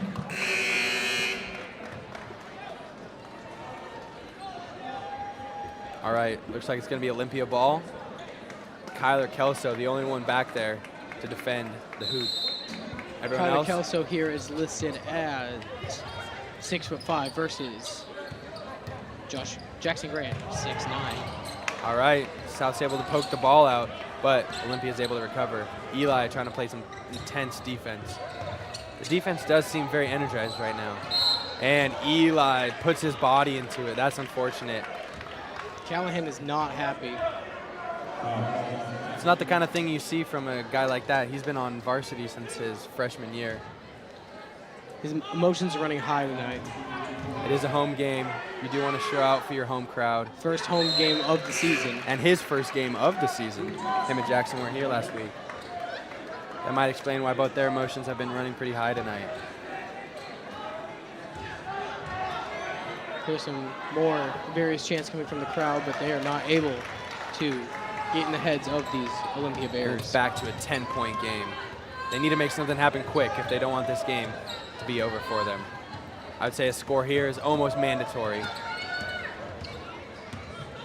If not a three-pointer, then two. And Olympia gets a hand on it. It's going to be SK ball with 20 seconds on that shot clock. 1:38 in the game. Cutter Pace is going to be taking the ball, passing it in to Ante. Ante with the pump fake. Pass it to Kyler Kelso. Inside, Kyler with the post move, and it just doesn't connect. Olympia with the ball back. They're probably going to try and run as much time off this clock as they can. Just trying to stop.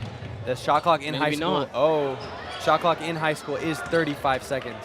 That means it will only take about 3 possessions for them to run this entire clock off. It'll be interesting to see whether SK tries to foul here to stop the clock, or if they try and rely on their defense and quick scoring. And it looks like we have an offensive foul. A big arm bar from the Olympia Bears point guard. Against our number 12, Mackey. Eli Mackey. A junior here, might I add. It is. We do have a strong junior core with Eli Mackey, Kyler Kelso, Gavin Morkert. Just to name a few. There are many more too. And Riley brings the ball up. That is one thing tonight. We haven't seen everybody on this varsity team. We've only seen about 8 or 9 guys here tonight. The team does have about 12 or 13 though. The crowd is asking for a. Oh, and a foul by Kyler. That one looked like it might have been intentional though to stop the clock. 10 points with 45 seconds. This is not looking like it's going to end well for the Wolves. But you never know. Maybe this will be the Port Orchard miracle. And We hear a little bit of life coming from our student section, but not like before. some of the students are starting to sit down. They might have lost their spark. But us helping here in the booth, we have not. We have not. We're still rooting for our Wolves. We are still standing. And Grant goes 1 for 2. It's now an 11-point game. The Wolves need to score quick, and they need to score a lot. Ante's trying to make some moves. Puts the ball up, and he's able to get it in. Timeout called by Coach Callahan. They're going to need a quick steal right here. It's their only hope. Here we have a replay. Going to be Ante's bucket right there. Great drive, great drive. Ref comes over to the huddle, tells us a few things. Looks like it's going to be Olympia ball when we come out of this. Callahan sits his players down on the bench on one knee, giving them the inspiration they need to come back from this 9-point deficit. It's only 3 3-pointers. Couple steals, couple 3-pointers. It is possible. It's not over yet, folks. If you're at home, don't tune out of the game because you never know what can happen. You don't want to miss the biggest comeback in SK history. Possibly the biggest comeback in high school history. 9 points in 35 seconds? Who knows? You never know. I don't know that statistic. House of Highlights might be showing this game. You never know. ESPN? If it does happen, it might go down. It might be on social media worldwide. If it does happen, just know it came from here, South Kitsap High School video production team. Nice little shout out to us. I think we deserve it though. We work hard. All right, boys are back out on the court. 35 seconds left. They need a steal on this inbounds, or else it could be over for them. All right, cut it with tight defense. They try and get it over the top, and 2 missed attempts at the steal. They are going to try and run the clock out, trying to avoid getting fouled, trying to keep the spacing, and they do get a foul. Going to be going to the line, shooting 2. And with that, I would say the game is locked away for the Olympia Bears. The real question is what the final score will be. If he makes this here, it will be an 11-point game. Student section is not coming in with the cheering, but he still does miss. Maybe they did the silence on purpose to throw him off. He was expecting the chance. Mentally expecting the chance, mentally ready to block him out, but Exactly. there's nothing to block out. It throws you off. Out comes number 12 for the... And it looks like they're going to put 2 players in with the last few seconds of the game.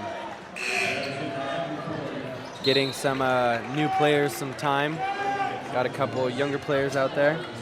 Out here we have Mikey, who's a senior. Mikey. We do have John Walters. Mikey Welch. Mikey Welch. Listen here, 6'7". He is a big guy. Big man. I wonder if they'll be able to utilize him a bit more in the upcoming games with that height. That is important height. especially when you're going against guys that are 6'9", 6'10".